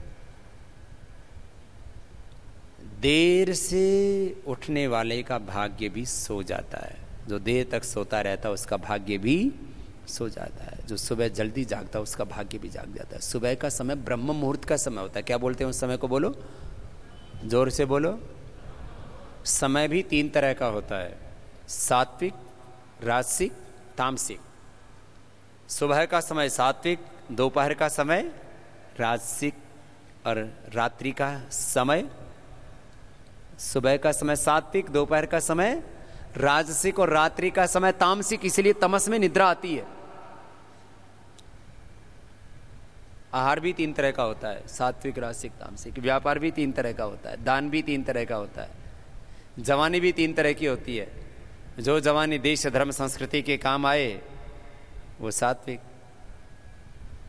और जो जवानी दूसरों को सताए वो राजसिक, और जो खुद भी मर जाए और औरों को भी मारे, आतंकवादी नक्सलवादी कुछ और कुछ बन जाए, हैं, मारने काटने का काम करे, वो तामसिक।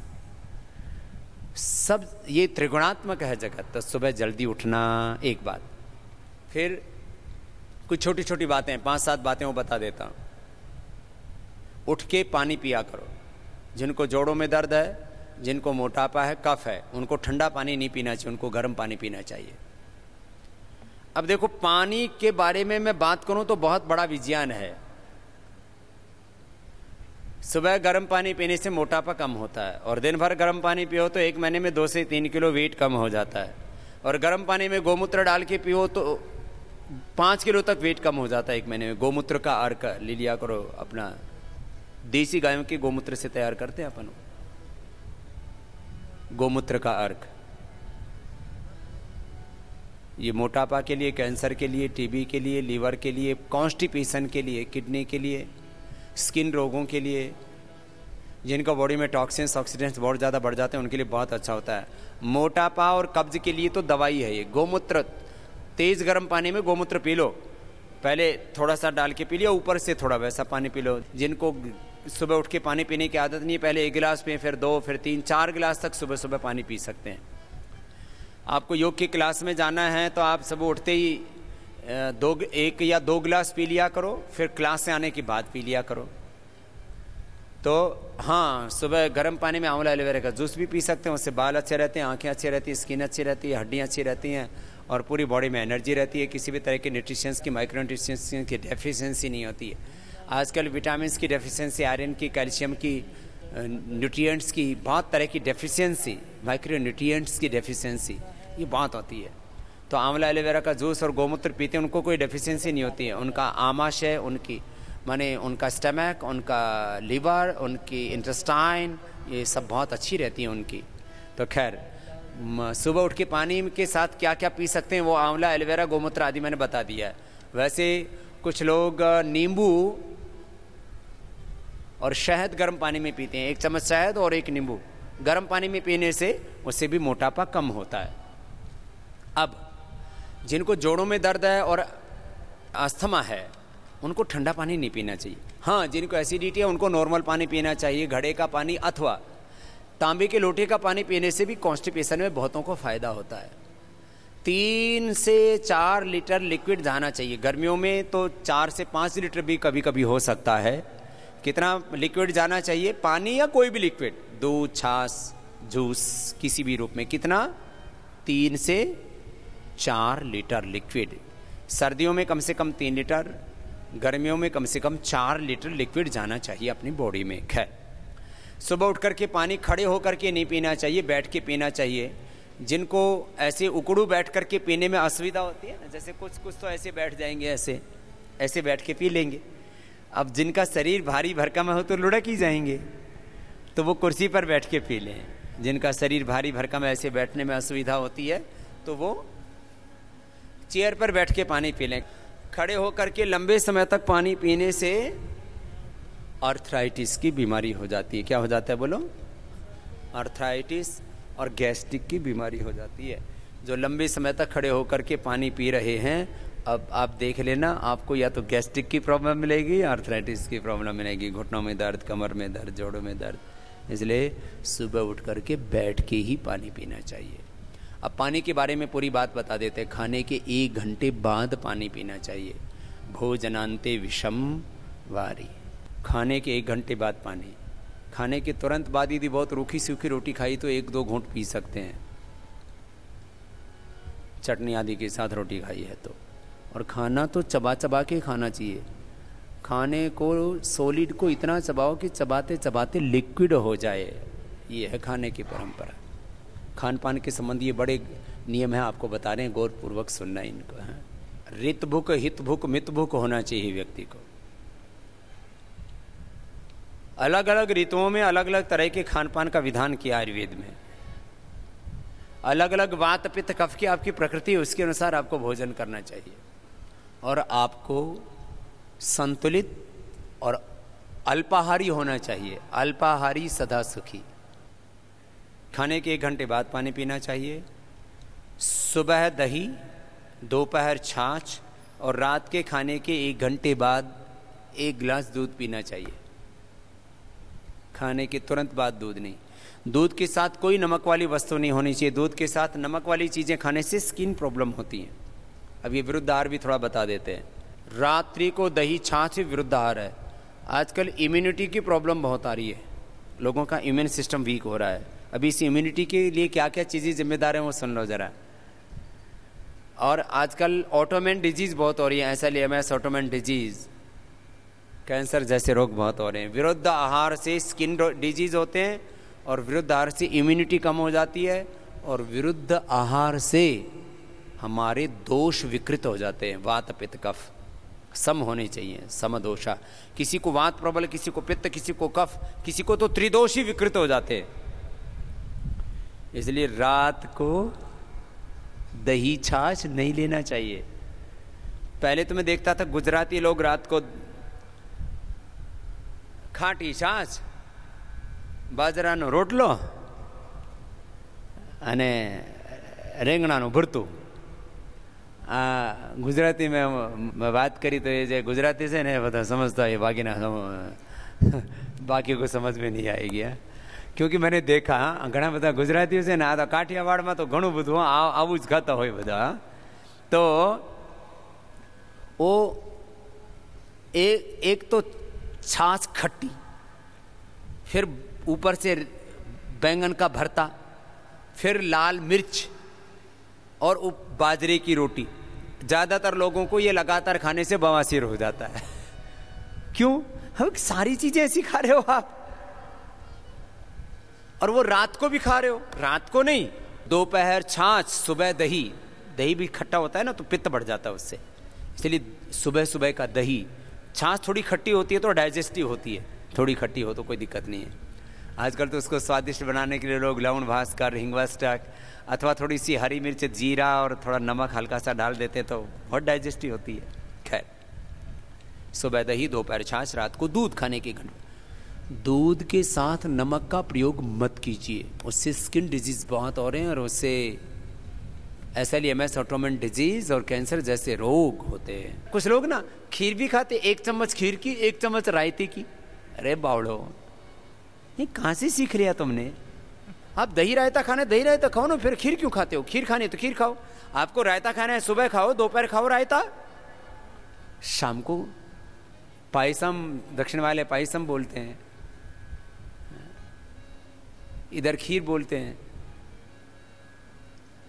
आपको खीर खानी है तो रात को खाओ, या खीर खानी है तो फिर उसके साथ, तो खीर के साथ तो कोई खीर और मालपुए खाते थे, खाओ। तो याद रखो, विरुद्ध आहार नहीं। दूध के साथ खट्टे फल भी नहीं खाने चाहिए। आजकल तो फ्रूट क्रीम में सब खट्टे मीठे सब मिला देते हैं, पता नहीं बावड़ी बावड़ी चीजें सीख।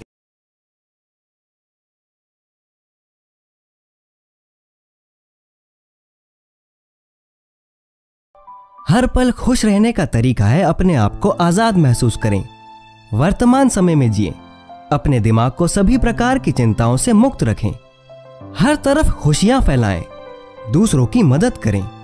ये कहना है प्रसिद्ध अमेरिकी लेखक और मोटिवेशनल स्पीकर नॉर्मन विंसेंट का।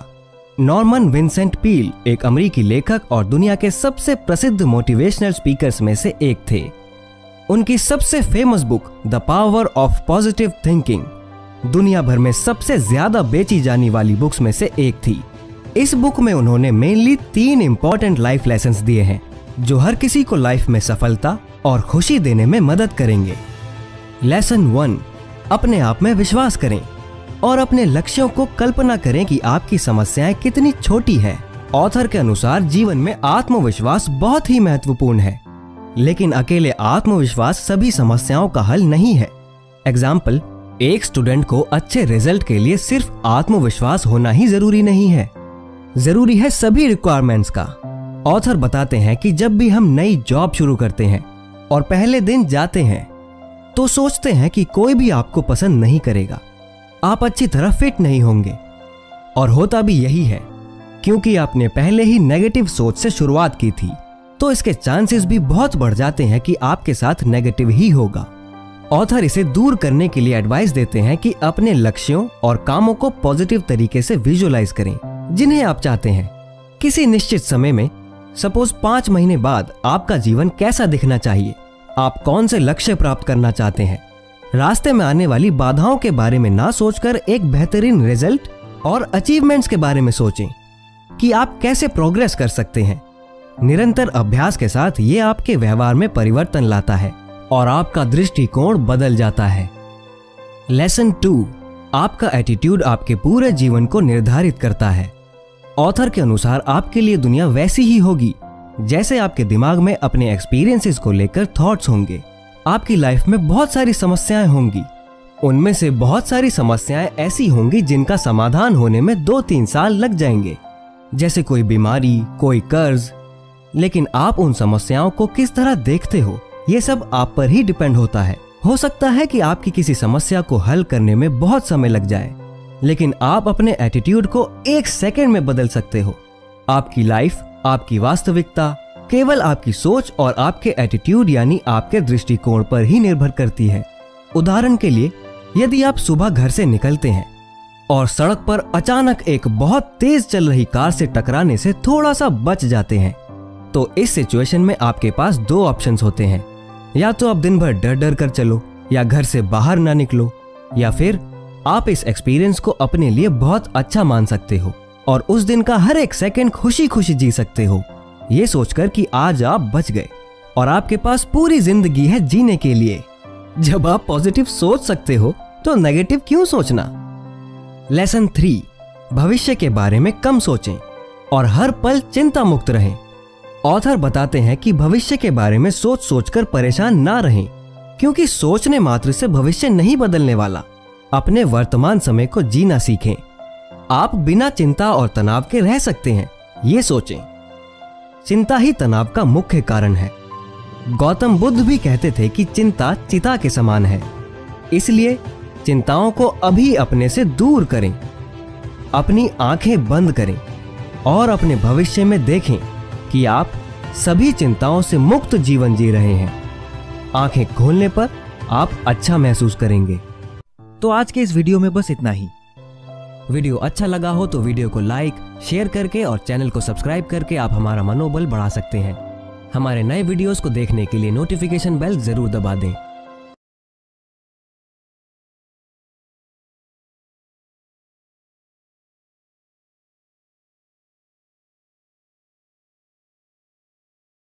Time management. कंपटीशन के इस दौर में समय के साथ चलना जरूरी है। अक्सर लोग समय का रोना रोते रहते हैं और फिर समय बीत जाने के बाद रोना रोते हैं कि काश मैंने उस समय ये कर लिया होता, वो कर लिया होता। जबकि आज उनके पास वो समय है, वो वक्त है जहां से आप अपने आप को, अपनी जिंदगी को एक नई दिशा देकर कहीं भी ले जा सकते हैं।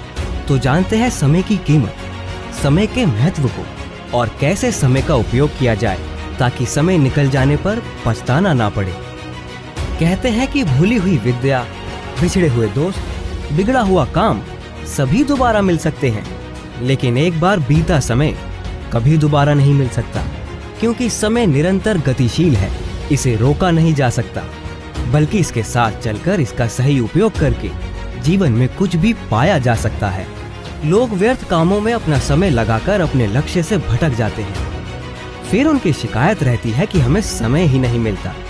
हम कहते हैं कि हम ये काम तब शुरू करेंगे जब हमारे पास ये होगा, वो होगा, सही समय आने पर हम ये काम शुरू करेंगे। जबकि सच ये है कि किसी भी काम को शुरू करने के लिए हर समय ही सही समय है। आपके पास जो कुछ भी है उसी से शुरुआत करो, आज से और अभी से। एक दिन में 86,400 सेकंड होते हैं।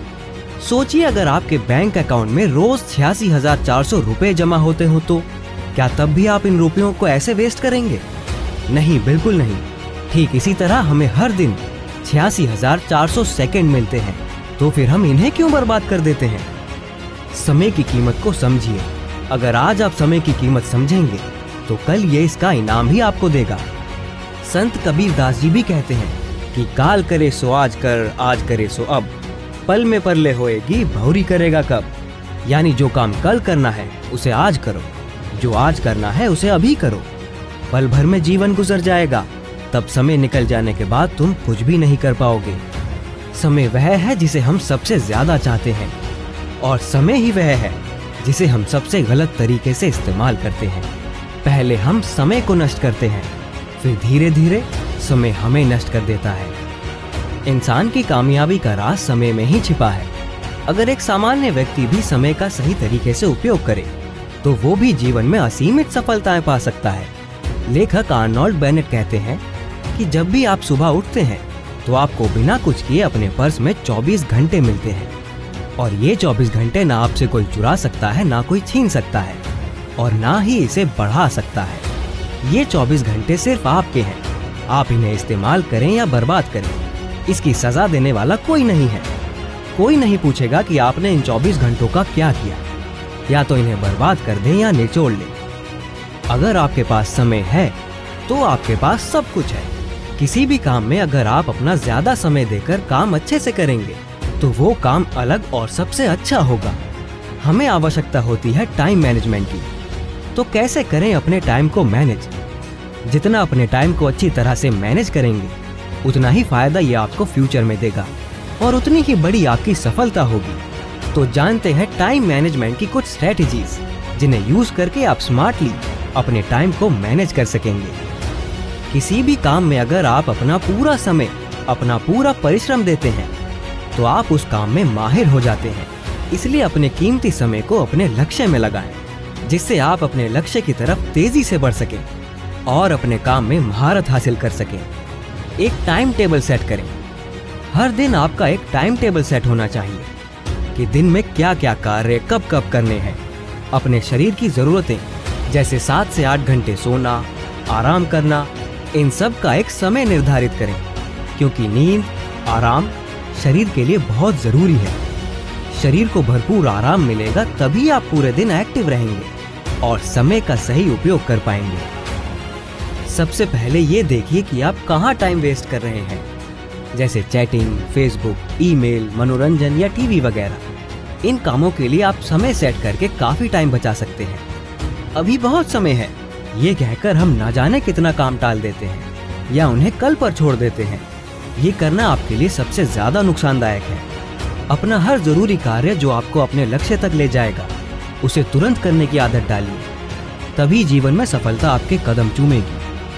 गोल सेट कीजिए, जो काम जरूरी है उसे अभी कीजिए, और जो बाद में किया जा सकता है उसके लिए समय सेट कीजिए। जो काम जरूरी नहीं है उन्हें छोड़कर आप समय की बचत कर सकते हैं। टाइम मैनेजमेंट टूल्स का उपयोग कीजिए। मोबाइल, कैलेंडर या चार्ट वगैरह की मदद से काम समय पर निपटाए जा सकते हैं। कौन सा काम कब करना है इसका समय निर्धारित करें। आप चाहे स्टूडेंट हो, बिजनेसमैन हो, हाउसवाइफ हो, सर्विसमैन हो, कोई भी हो, अपनी दिनचर्या को ध्यान से देखें और ऐसे सभी काम अपनी दिनचर्या से हटा दें जहां आप अपना कीमती समय बर्बाद कर रहे हैं। इंतजार में वक्त बर्बाद ना करें। कई बार हमें इंतजार करते हुए लंबा समय गुजारना पड़ता है। कुछ छोटे मोटे काम इस समय निपटाए जा सकते हैं, जैसे मेल चेक करना, नोट्स बनाना या जरूरी फोन लगाना। फ्री टाइम का यूज। जब भी आप फ्री और रिलैक्स मूड में बैठे हों तो मोबाइल से जरूरी कॉल, मैसेज, ईमेल, नोट्स बनाना जैसे काम निपटा लें। इससे आपका वर्कलोड कम हो जाएगा और टाइम की भी बचत हो जाएगी। एक समय पर एक ही काम करें। एक ही काम पर पूरा फोकस रखें। जिस भी काम को करें पूरे फोकस के साथ करें। उसे पूरा निपटाकर ही दूसरे काम के बारे में सोचें। इससे आपकी एनर्जी और टाइम दोनों की बचत होगी। समय व्यर्थ बिल्कुल भी ना गवाएं। किसी भी काम को करने से पहले एक बार जरूर सोचें कि क्या वह काम आपके लिए किसी भी तरह से फायदेमंद है। आपको खुद तय करना होगा कि इस समय आपके लिए क्या महत्वपूर्ण है और आपको किसे टाइम देना चाहिए। अंत में आता है एनालिसिस करना। जब आपका पूरा दिन बीत चुका हो तो आखिरी में पूरे दिन की एक्टिविटी को याद करें। सोचें कि कौन सा काम समय पर नहीं हुआ, कहां आपने अपना समय बर्बाद किया। इससे आपको ये जानने में आसानी होगी कि कहां आप अपना समय बर्बाद कर रहे हैं। और कोशिश करें कि अगले दिन की दिनचर्या में ये गलती ना हो। कोई इतना अमीर नहीं कि अपना बीता हुआ वक्त खरीद सके और कोई इतना गरीब नहीं कि अपना आने वाला वक्त ना बदल सके। इसलिए समय की कीमत को समझिए और बंद कीजिए अपना कीमती समय बर्बाद करना।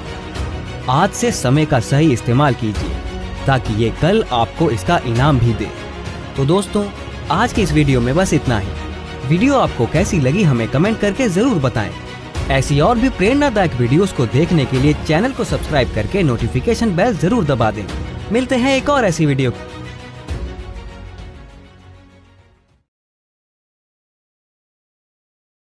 गिरफ्तारी से बचने के लिए आरोपी कई बार कोर्ट के सामने एंटीसिपेटरी बेल की अर्जी दाखिल करता है। कई बार आरोपी एंटीसिपेटरी बेल की मांग करता है तो कई बार रेगुलर बेल की मांग करता है। तो यहाँ पर सवाल ये पैदा होता है कि आखिर बेल कितने टाइप्स की होती है, कितने तरह की होती है और जमानत यानी बेल दी जाने का क्या प्रोविजन है और कब और किन परिस्थितियों में सर्कमस्टांसेस में बेल यानी जमानत दी जाती है। तो हेलो एंड वेलकम दोस्तों, मैं हूं ईशान और आज के इस वीडियो में हम बात करने वाले हैं कि बेल कितने टाइप्स की होती है, कितने तरह की होती है और कब और किन परिस्थितियों में सर्कमस्टांसेस में जमानत यानी बेल दी जाती है। तो चलिए शुरू करते हैं।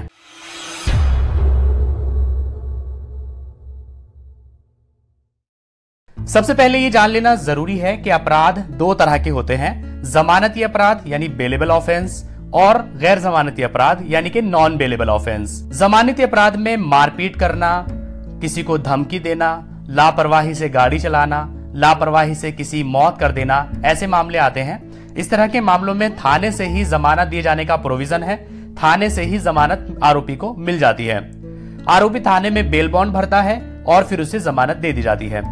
दूसरे मामले होते हैं गैर जमानती अपराध यानी नॉन बेलेबल ऑफेंस। गंभीर किस्म के कुछ अपराध जैसे कि लूट करना, डकैती करना, हत्या करना या फिर हत्या की कोशिश करना या फिर गैर इरादतन हत्या करना या रेप करना, किसी का अपहरण करना या फिरौती के लिए अपहरण करना, ये सारे के सारे गैर जमानती अपराध है, नॉन बेलेबल ऑफेंस है। इस तरह के मामलों में कोर्ट के सामने सभी फैक्ट्स पेश किए जाते हैं और फिर कोर्ट फैसला करता है कि जमानत दी जानी है या नहीं दी जानी है। ऐसे मामलों में अगर सेशन कोर्ट से जमानत खारिज हो जाती है तो फिर आरोपी को हाई कोर्ट में जमानत के लिए अपील करने का अधिकार रहता है। चलिए बात करते हैं कि किन सर्कमस्टांसेस में, किन परिस्थितियों में बेल मिल सकती है। अगर पुलिस समय पर चार्जशीट फाइल नहीं करती है, चार्जशीट दाखिल नहीं करती है, तो फिर आरोपी को बेल दी जाने का प्रोविजन है। मामला चाहे कितना भी गंभीर क्यों ना हो, अगर पुलिस समय पर चार्जशीट फाइल नहीं करती है तब भी आरोपी को जमानत दी जा सकती है। फॉर एग्जाम्पल, अगर कोई ऐसा मामला है जिसमें 10 साल या उससे ज्यादा की सजा का प्रोविजन है, प्रावधान है, तो उसमें गिरफ्तारी के 90 दिनों के अंदर अंदर पुलिस को चार्जशीट फाइल करनी होती है, चार्जशीट दाखिल करनी होती है। अगर इस दौरान यानी 90 दिनों के अंदर अंदर पुलिस अगर चार्जशीट फाइल नहीं करती है, चार्जशीट दाखिल नहीं करती है, तो आरोपी को सीआरपीसी सेक्शन 167(2) के तहत जमानत दिए जाने का प्रोविजन है। और अगर मामला ऐसा है कि जिसमें 10 साल से कम की सजा का प्रोविजन है तो फिर उसमें पुलिस को 60 दिनों के अंदर अंदर चार्जशीट दाखिल करनी होती है। अगर ऐसे मामलों में पुलिस 60 दिन के अंदर अंदर चार्जशीट फाइल नहीं करती है तो फिर आरोपी को जमानत मिल सकती है। चलिए बात करते हैं कि बेल कितने तरह की होती है, कितने टाइप्स की होती है। आमतौर पर बेल दो तरह की होती है, एंटीसिपेटरी बेल यानी अग्रिम जमानत और दूसरी होती है रेगुलर बेल। पहले हम यहाँ पर रेगुलर बेल के बारे में बात करते हैं। जब किसी आरोपी के खिलाफ ट्रायल कोर्ट में केस पेंडिंग होता है तो उस दौरान आरोपी सीआरपीसी सेक्शन 439 के तहत अदालत से जमानत की मांग कर सकता है। ट्रायल कोर्ट या फिर हाई कोर्ट केस की मेरिट के आधार पर अर्जी पर फैसला लेते हैं। इस धारा के तहत आरोपी को अंतरिम जमानत या फिर रेगुलर बेल दे दी जाती है। इसके लिए आरोपी को मुचलका यानी कि बेल बॉन्ड भरना होता है और जमानत के लिए दिए गए निर्देशों का पालन करना होता है। अगर वो उन निर्देशों का उल्लंघन करता है, वायलेशन करता है, तो फिर उसकी जमानत रद्द की जा सकती है। दूसरी होती है एंटीसिपेटरी बेल यानी अग्रिम जमानत। जब किसी आरोपी को ये लगता है कि उसकी गिरफ्तारी होने वाली है तो वो गिरफ्तारी से बचने के लिए गिरफ्तारी से पहले ही सीआरपीसी सेक्शन 438 के तहत अग्रिम जमानत यानी एंटीसिपेटरी बेल की मांग कर सकता है। कोर्ट जब किसी आरोपी को जमानत देता है तो वो उसे पर्सनल बॉन्ड के अलावा जमानती पेश करने के लिए भी कहता है। जब किसी आरोपी को जमानत दी जाती है तो आरोपी को पर्सनल बॉन्ड भरने के साथ साथ ये कहा जाता है कि वो इतनी ही रकम का एक जमानती भी पेश करे। अगर 10,000 रुपए की राशि का जमानती पेश करने के लिए कहा गया है तो फिर आरोपी को 10,000 रुपए की राशि का ही जमानती पेश करना पड़ता है। चलिए बात करते हैं कि जमानती कौन होता है। जमानती आमतौर पर कोई भी रिश्तेदार या फिर कोई नजदीकी हो सकता है।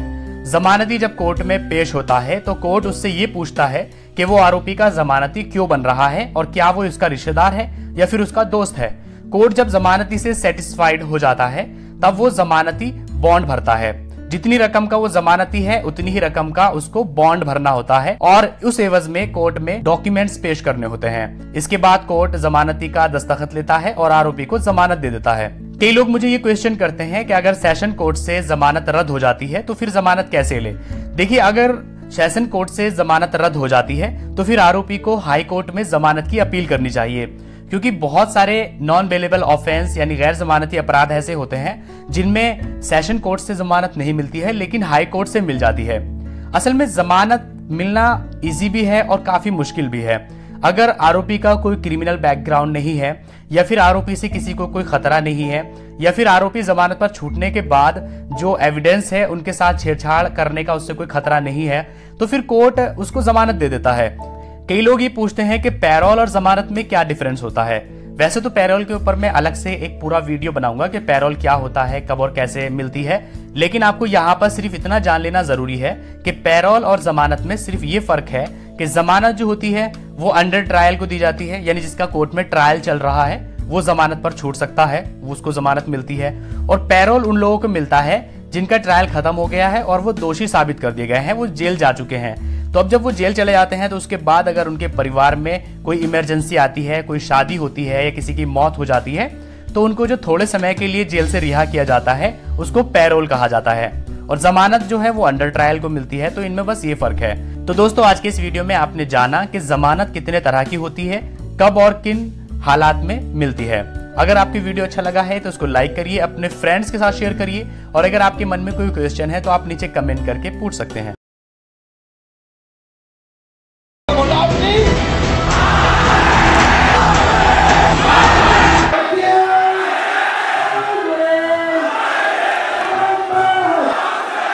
आप सबका स्वागत है। मैं Vivek Bindra, motivation speaker, leadership consultant और बिजनेस कोच। आज बिहार की बात करने आया हूं। आज का विषय थोड़ा गंभीर है।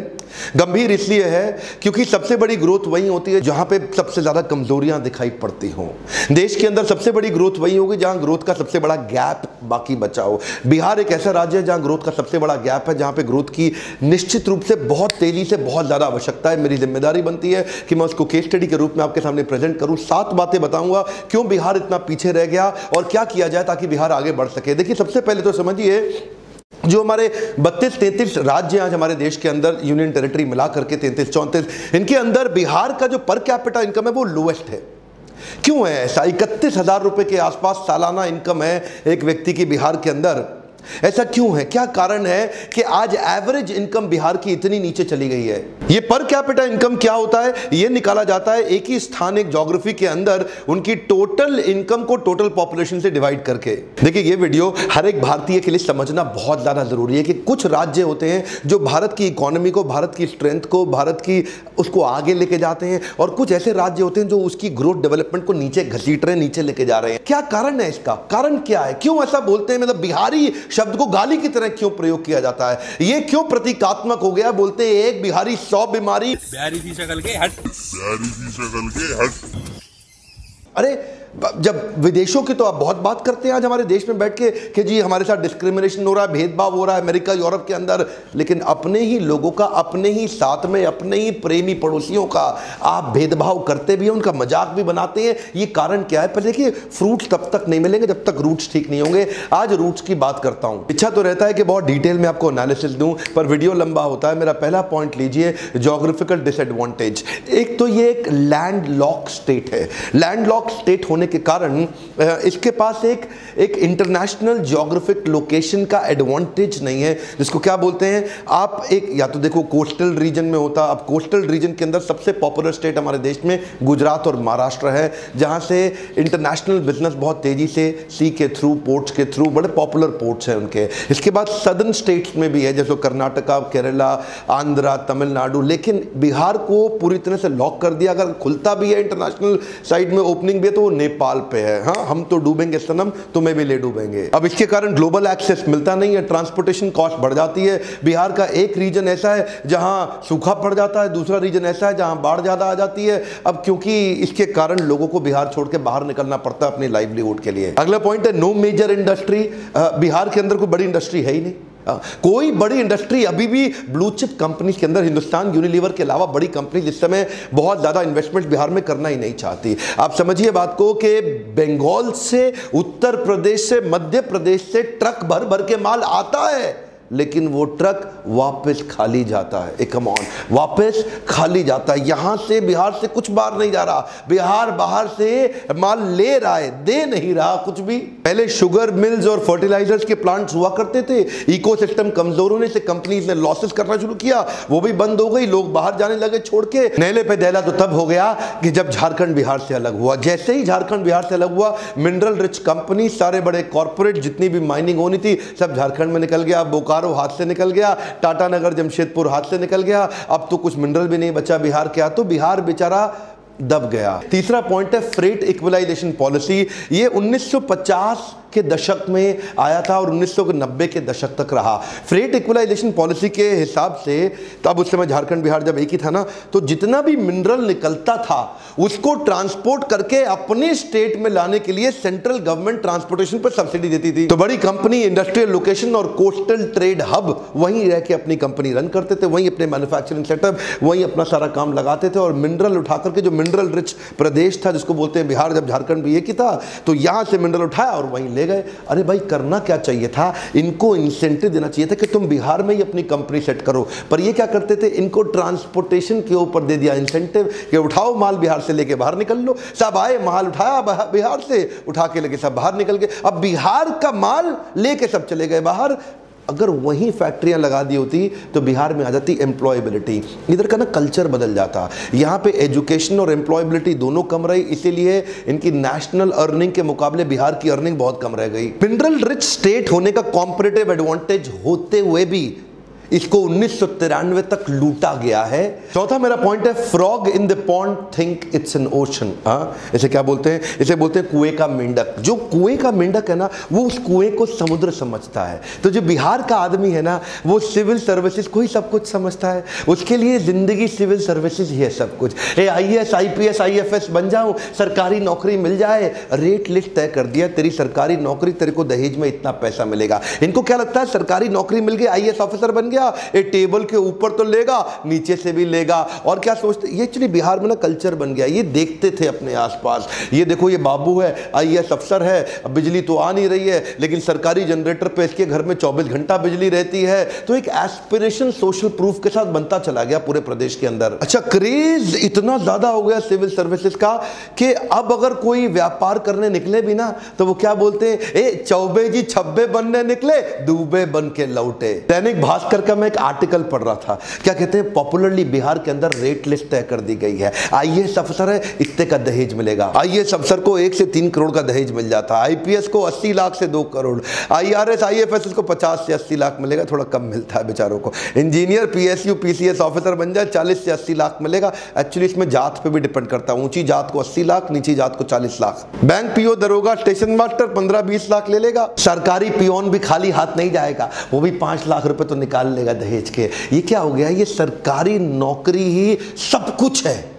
एक बिहारी आदमी के लिए वो क्या कहते हैं, कहीं सूखा कहीं बाढ़, ना मिले नौकरी ना व्यापार, तो सरकारी नौकरी सब कुछ है। अभी बिहार को मैं और समझ ही रहा था कि इतने में किसी ने मुझे डाउरी कैलकुलेटर भी दिखा दिया। उसमें अपनी उम्र लिखो, कास्ट लिखो, क्या हो तुम, और उसके बाद लिखो प्रोफेशन कैसा है, मंथली सैलरी कितनी है, कहां पे काम कर रहा है, दिखने में कैसा, गोरा चिट्टा काला, हाइट कितनी है, पहली शादी है कि दूसरी शादी है, माता पिता क्या करते हैं। इससे क्या होगा, आपका डाउरी कैलकुलेटर निकल के आ गया कि कितना दहेज मिलेगा। इन्हीं चीजों ने मार दिया है हमारे देश को।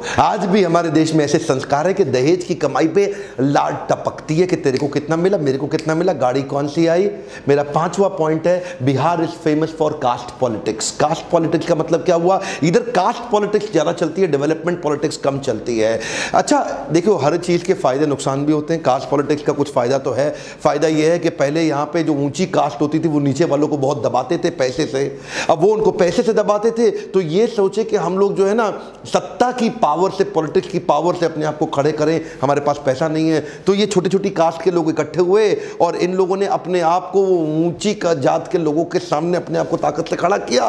तो कुछ फायदा होता है, निश्चित रूप से होता है। पर जब 91 के बाद लिबरलाइजेशन आया ना देश के अंदर, उस समय बाकी सारे राज्य सोच रहे थे कि हमारे को इंटरनेशनल फंडिंग मिले, अपने फॉरेन इन्वेस्टमेंट्स आ जाएं, अपने लिबरलाइजेशन का फायदा उठाएं, धंधा व्यापार बड़े करें, और ये लोग कास्ट के चक्कर में फंसे रह गए। यहां पे ग्रोथ पॉलिटिक्स हुई नहीं, यहां पे डेवलपमेंट पॉलिटिक्स की बात नहीं हुई। आज मैं किसी को ठेस नहीं पहुंचाना चाहता, पर कोई डेटा बताऊंगा। ये सब कास्ट के चक्कर में बिहार एक अनस्टेबल गवर्नमेंट की तरह रह गई। 70 सालों में 40 बार तो सत्ता बदली, 23 अलग अलग मुख्यमंत्री आए 70 साल के अंदर, एक मुख्यमंत्री को एवरेज 1.5 साल से ज्यादा मिला नहीं। यहां पे बात केवल जात पात की होती रह गई, डेवलपमेंट हुआ नहीं। एक्चुअली क्या सोचना चाहिए कि केवल मेरी कास्ट नहीं, अगर पूरे राज्य में खुशहाली आएगी तो फायदा सबका होगा। गोल्डन स्टेटमेंट को पकड़ लीजिए, अगर खुशहाली आएगी तो फायदा सबका होगा। जब पूरा बिहार ग्रो करेगा तभी फायदा होगा, उसको बोलते हैं इंक्लूसिव ग्रोथ। अगला पॉइंट है population growth rate and literacy growth rate. क्या मतलब हुआ इसका, यहां का जो पॉपुलेशन ग्रोथ रेट और लिटरेसी ग्रोथ रेट है, ये आपस में मिसमैच कर रहा है। लिटरेसी बढ़ नहीं रही है, फर्टिलिटी रेट सबसे ज्यादा है। फर्टिलिटी रेट का मतलब है एक मां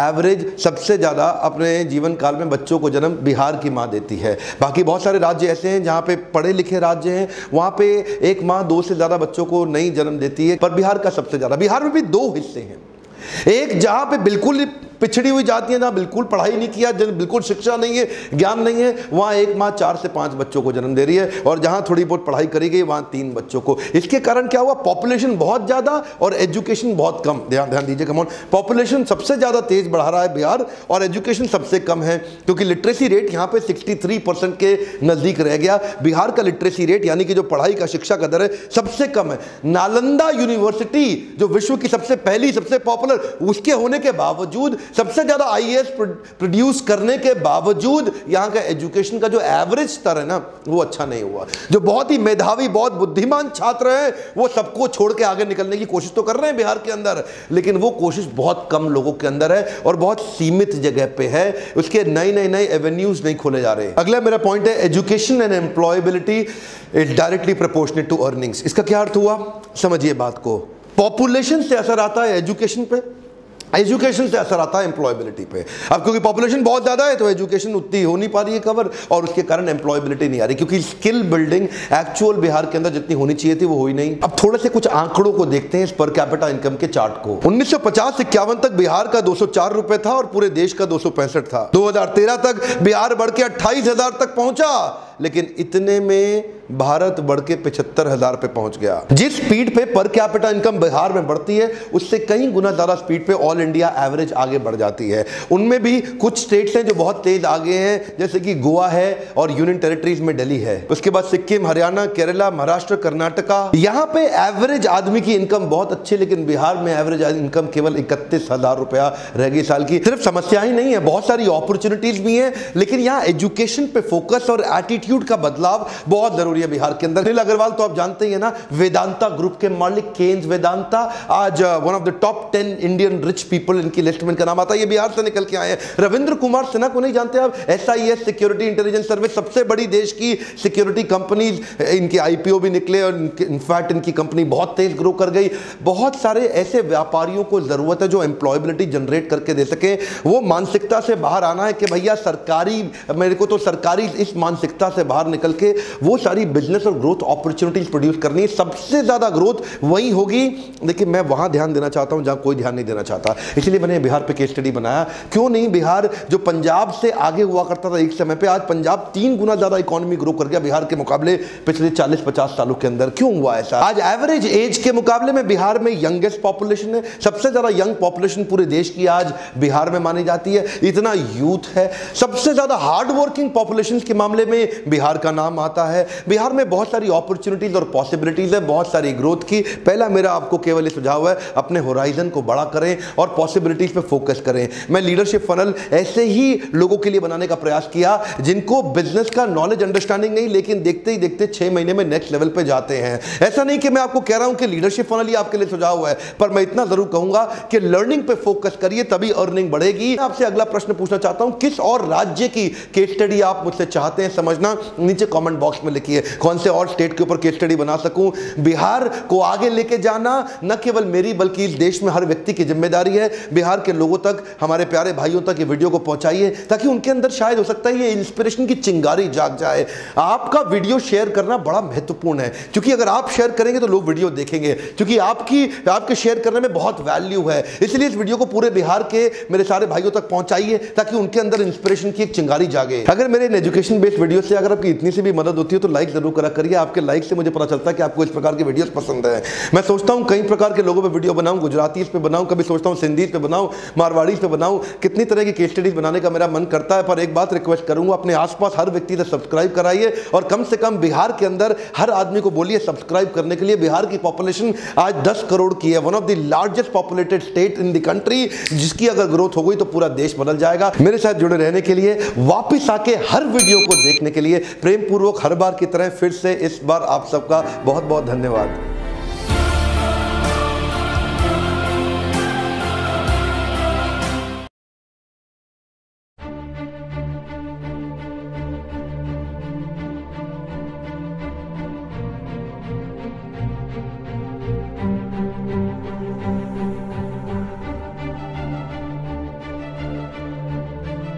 APJ अब्दुल कलाम जी कहते हैं कि जल्दी मिलने वाली चीज़ें ज़्यादा दिन तक नहीं चलती और जो चीज़ें ज़्यादा दिन तक चलती हैं वो कभी भी जल्दी नहीं मिलती।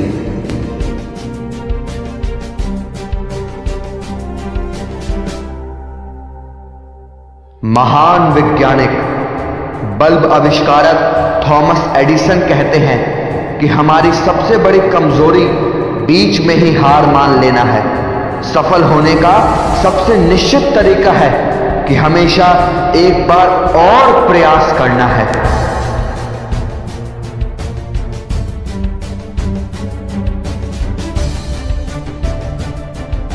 ब्रूस ली कहते हैं कि अगर आप किसी काम की शुरुआत करने में बहुत अधिक समय लगाते हैं तो आप उस काम को कभी नहीं कर पाएंगे। इसलिए समझदारी इसी में है कि सोचने में समय व्यर्थ ना करें और उस काम को आज से ही शुरू करें।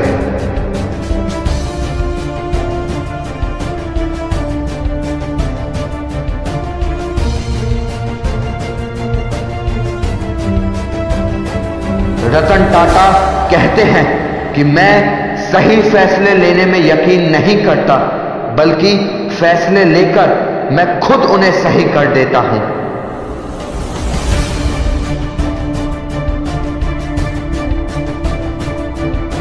रविंद्रनाथ टैगोर कहते थे कि जिसके जीवन में जितने मोड़, जितनी समस्या आएंगी वो उतना ही सफल होता चला जाएगा, क्योंकि हर समस्या अपने साथ एक मौका लेकर आती है।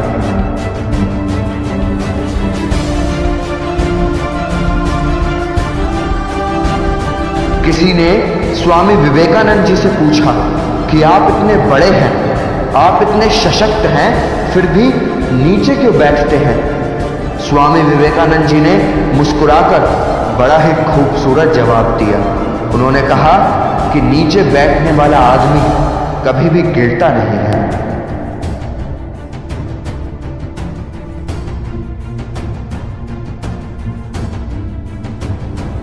दुनिया के सबसे अमीर व्यक्ति अमेज़न के मालिक जेफ बेजोस कहते हैं कि अगर आप बहुत बड़ी सफलता हासिल करना चाहते हैं तो फेल होने के लिए तैयार हो जाइए, क्योंकि बार बार फेल होने पर ही खुद की कमी पता चलती है और कमी में सुधार करते जाना ही आपको बड़ी सफलता दिलाता है।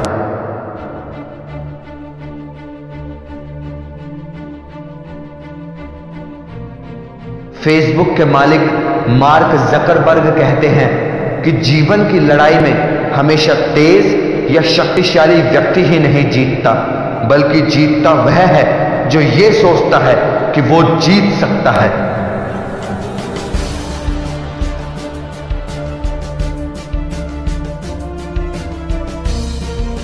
महान वैज्ञानिक एल्बर्ट आइंस्टाइन कहते थे कि पहाड़ चढ़ने वाला झुककर पहाड़ चढ़ता है और उतरने वाला अकड़कर। इसलिए जो व्यक्ति झुक रहा है वो पहाड़ चढ़ रहा है और जो अकड़ रहा है वो बड़ी तेजी से नीचे आ रहा है।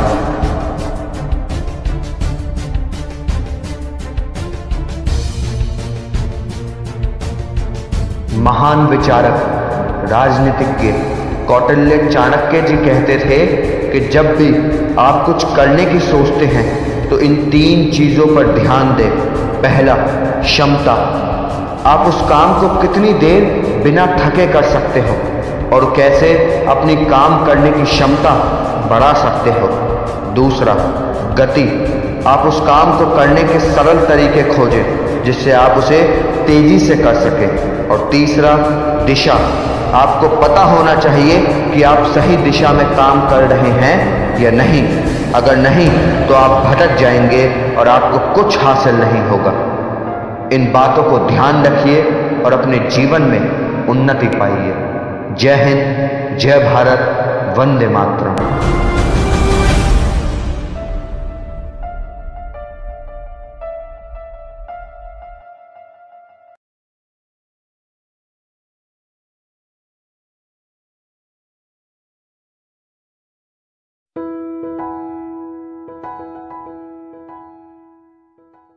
क्या आपने किसी माउंटेनियर को पहाड़ पर ऊपर चढ़ते हुए देखा है?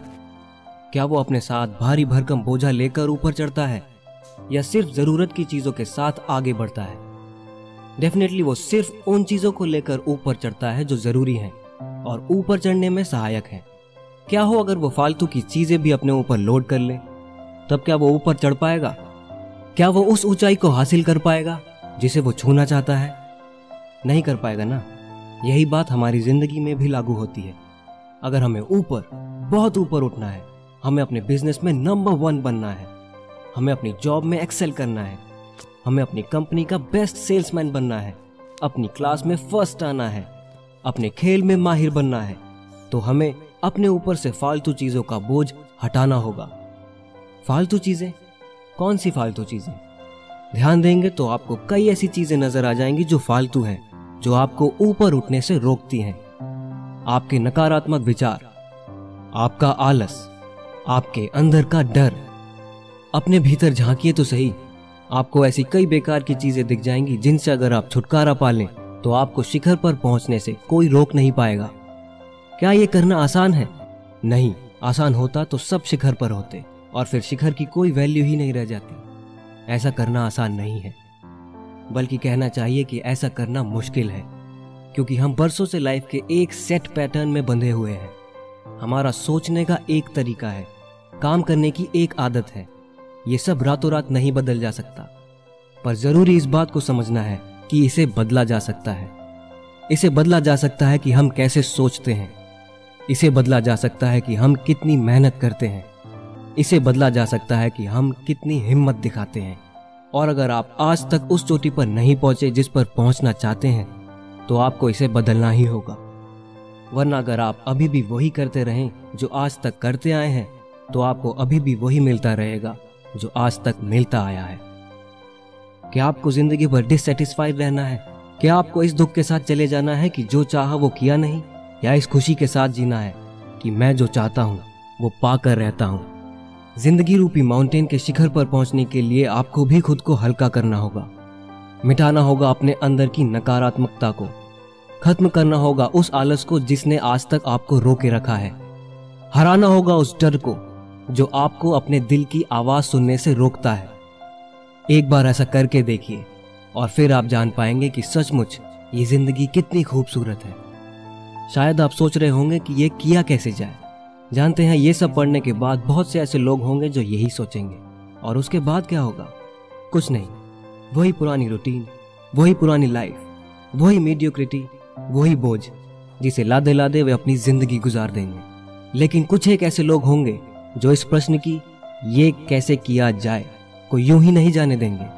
वे अपना उत्तर ढूंढेंगे। वे अपने गार्बेज लोड को अनलोड करने का कोई ना कोई तरीका जरूर ढूंढ निकालेंगे। वे इस बात की शिकायत नहीं करेंगे कि उन्हें कोई रेडीमेड तरीका नहीं दिया गया, बल्कि वे ईश्वर को धन्यवाद देंगे कि उन्होंने किसी माध्यम से उनके अंदर जिंदगी के शिखर पर पहुंचने की चिंगारी जलाई। और एक दिन वे जरूर उस शिखर पर पहुंच जाएंगे जहां से दुनिया बड़ी खूबसूरत दिखती है। चलिए शिखर पर मिलते हैं।